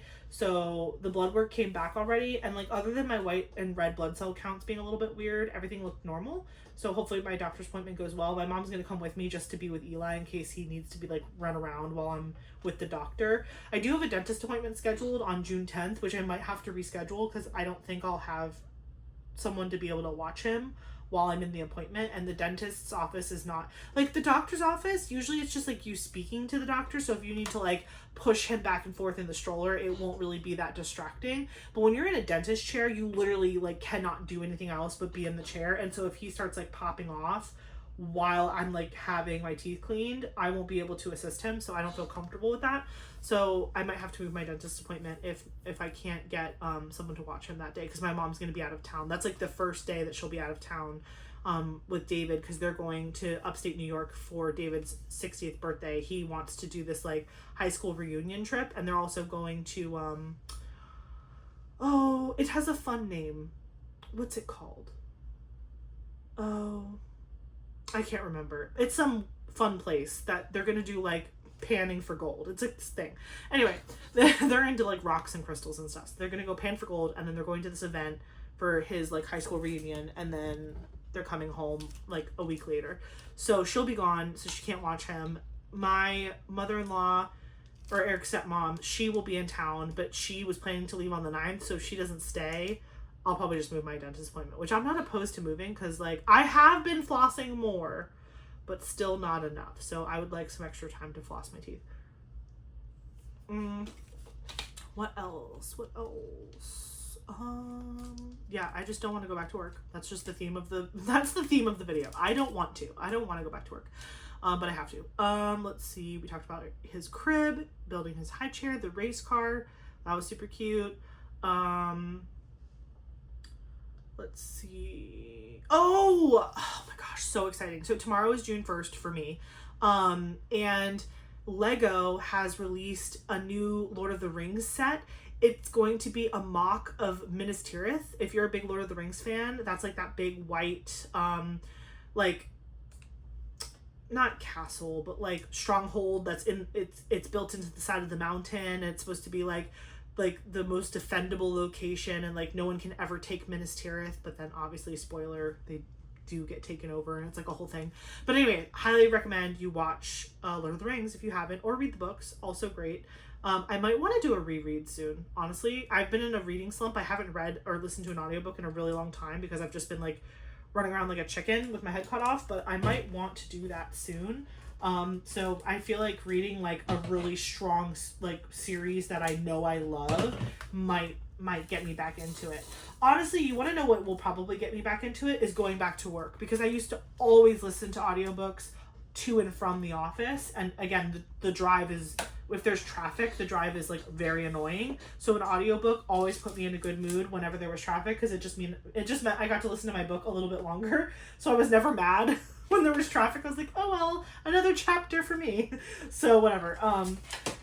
So yeah, so Lord of the Rings, Minas Tirith Lego set. I have a bunch of points saved up for on the Lego website, so I'm hoping to use a majority of points to purchase it, because it is an expensive set. It's a couple $100.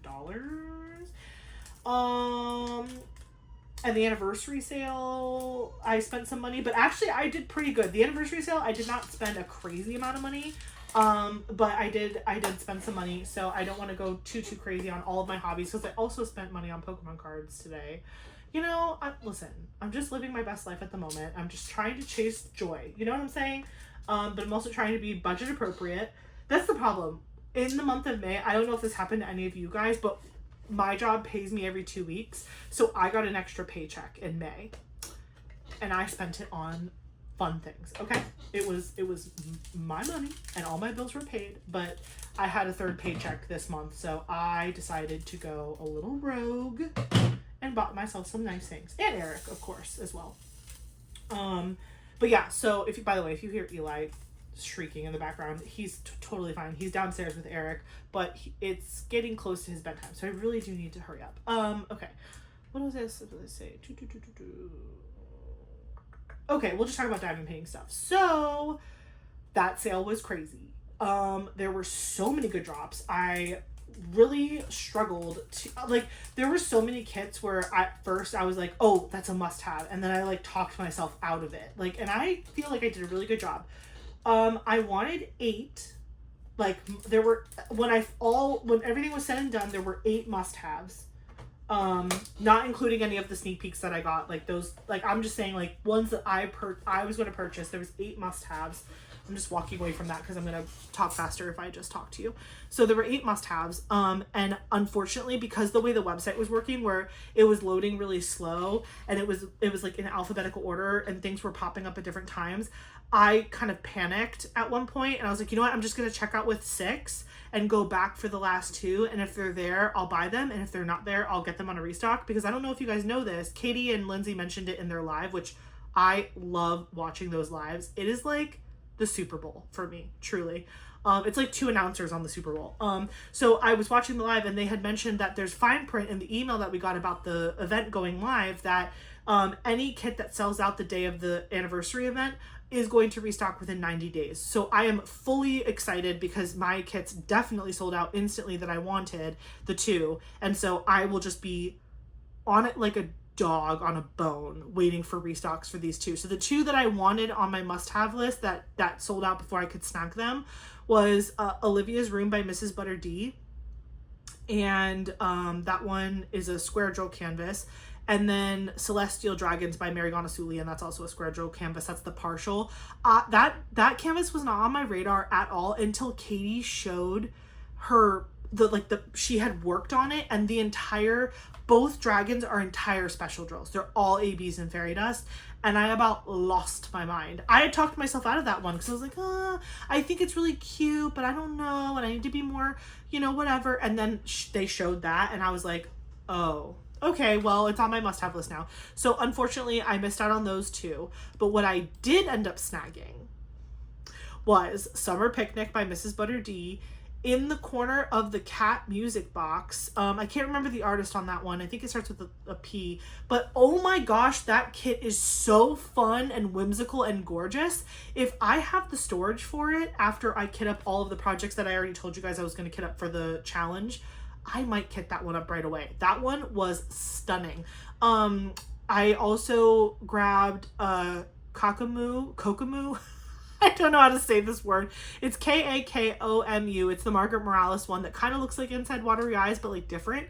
Kokomu? I don't know. I feel so wrong saying it every time. But I got that one. I got both Margarets. I also got the Conejos Blancos. And then I got Dawn Days by Puffy Gator. That one is so cute. It's clearly a mama tiger and a baby tiger. So I was like, sign me up. And it's in rounds. The 2 Margarets, the bunny one is in rounds and the fishy one is in squares. Inside the corner of the cat music box is a square. Summer Picnic is a round. I did a really good job of like half square, half round. And then the 6th last one that I picked up was Blaze Gingerbread Cookie.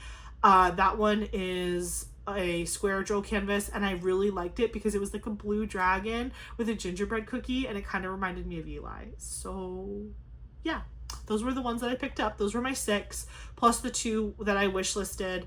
Then also, so the Olivia's Room and the Celestial Dragons one, those 2 are like must-haves on the wish list. Like when they restock, I will buy them. But I did add onto my on the fence wish list the Moon Tarot Astral.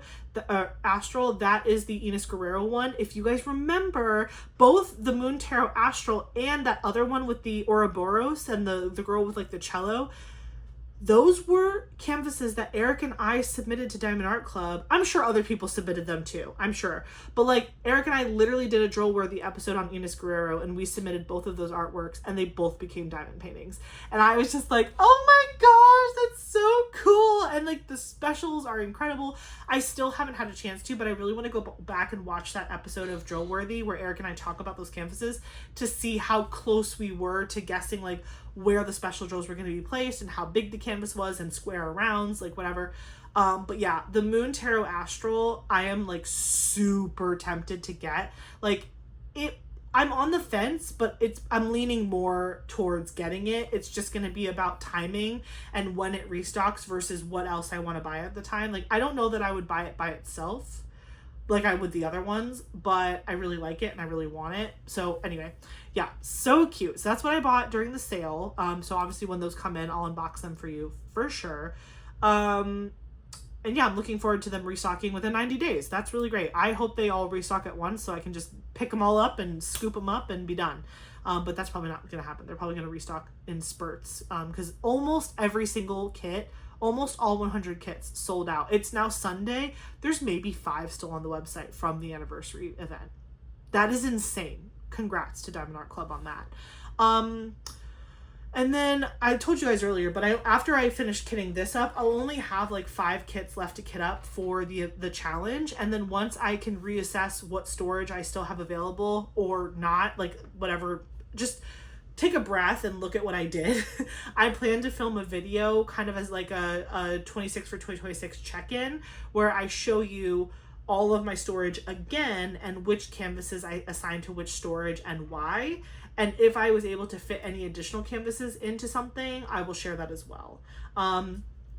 It is officially June for you guys. Again, it's still technically the 31st for me, but it is June. So the Ivy Dollamore event is in full swing. So I am going to be working on Aquamarine Fairy by Ivy Dollamore for the event. I'm co-hosting with Michaela Renee and Kara, the principal painter. And again, if you want to join the event and you have an Ivy Dollamore canvas to work from that's legally licensed with Diamond Art Club, please feel free to join us. This event is super laid back and chill. There's really not a lot of rules. The rules are listed in the Facebook page, which will be linked below. So definitely check that out if you want more information and you want to join. I obviously am kitting up right now a Margaret Morales, but I've already kitted up the Aquamarine Fairy canvas, so it's ready for me to put drills down on it. And oh, a life update that I forgot to mention that ties into diamond painting. I originally was I have a photo shoot scheduled for Eli turning 6 months. I have my photographer that did my maternity photo shoot coming to my house to take pictures of our family here in our house, in his nursery, all that stuff. And so originally the date was like middle of July, and so I was stressed out because I have to get that mother and child Rosie Scribbles canvas completed before they come take pictures, because I really want that up on the wall in his room in the pictures. And I was kind of like stressed about like working, kind of prioritizing that canvas, even though I'm also working on an Ivy for the event. But the photographer messaged me and she said, hey, I have a family member coming into town that's returning from the military and we have to travel to go see them. And that is the weekend that they're coming. And unfortunately, like we have to reschedule your photo shoot. And I was like, she gave me a bunch of dates before the original date that I had. And I was like, oh no, there's no way. But then she said that she had like I think it's the first weekend in August available. And he turned 6 months on July 22nd. So I'm like, that's perfect. He's still 6 months old. It's like a fresh 6. It's not like he's at the end of 6 months. Like he's still a fresh 6 month old. And so it also gives me like kind of like an extra 2 weeks to work on the canvas. Even though I'm going to the Crafters Paradise Retreat at the end of July, it'll just give me more breathing room to get it done and get it dry mounted before the photo shoot. So now I think the new date is like, it's a Sunday. I think it's like August 2nd or somewhere around there. So that is really exciting. But I actually have worked in the month of May on that Rosie Scribbles canvas. I actually recharted the entire baby boy mermaid to look like Eli. I will put a picture right here of what I did. I'm really proud of it. Does it look perfect? No, but it was my first time recharting an entire like thing like that, like a whole, I redid his hair color and his eye color completely and his skin tone. Because Eli is a little bit more toasted coconut than me. And the little baby boy mermaid was like kind of like a pale skinned kid with reddish hair and blue eyes. And Eli has dark hair, dark eyes, brown, like basically brown and brown. And he's got more of an olive skin tone, like his dad. So I tried. Tell me if it looks good or crazy or whatever, but I tried. So yeah, I did that. That's really exciting. And so now that I've finished, that was the only part of the canvas that I really wanted to like rework. So now I feel like just working my way down the canvas is going to go so much faster once I actually like put hours into diamond painting, when I'm not kitting up everything in creation. So I'm very excited. I hope to make very big strides on that canvas and the Ivy Dollamore canvas in the month of June. And then once we hit July, that's when I'm going to start letting my members pick like whatever my whip of the month is going to be. That's kind of how I plan to do the challenge for 26 for 2026, is like have a whip of the month. And then if I end up finishing that canvas within the month, which I doubt I'll do that often, but if it's a smaller canvas, it could happen. If I finish my whip of the month, I'll just like start working on another random one. And then if I don't finish it, it doesn't matter. I will switch whips the next month, and my members will keep voting on like what my new whip of the month is going to be. So that's going to be kind of fun. And once I start doing month end reviews again, that's when I can kind of announce what my whip of the month will be. And that's my plan as of right now, but that could change, but that's what I'm thinking. Let me know what your thoughts are about that. What else? I think that's it. Let's do a quick question of the day because we have to, and then we'll wrap up this video. Okay, so let's pick a number. We'll pick 659 because it is 6:59 and it is 1 minute before Eli has to start his nighttime routine, and he's taking a bath tonight, so I have to be a part of it. Okay, 6:59.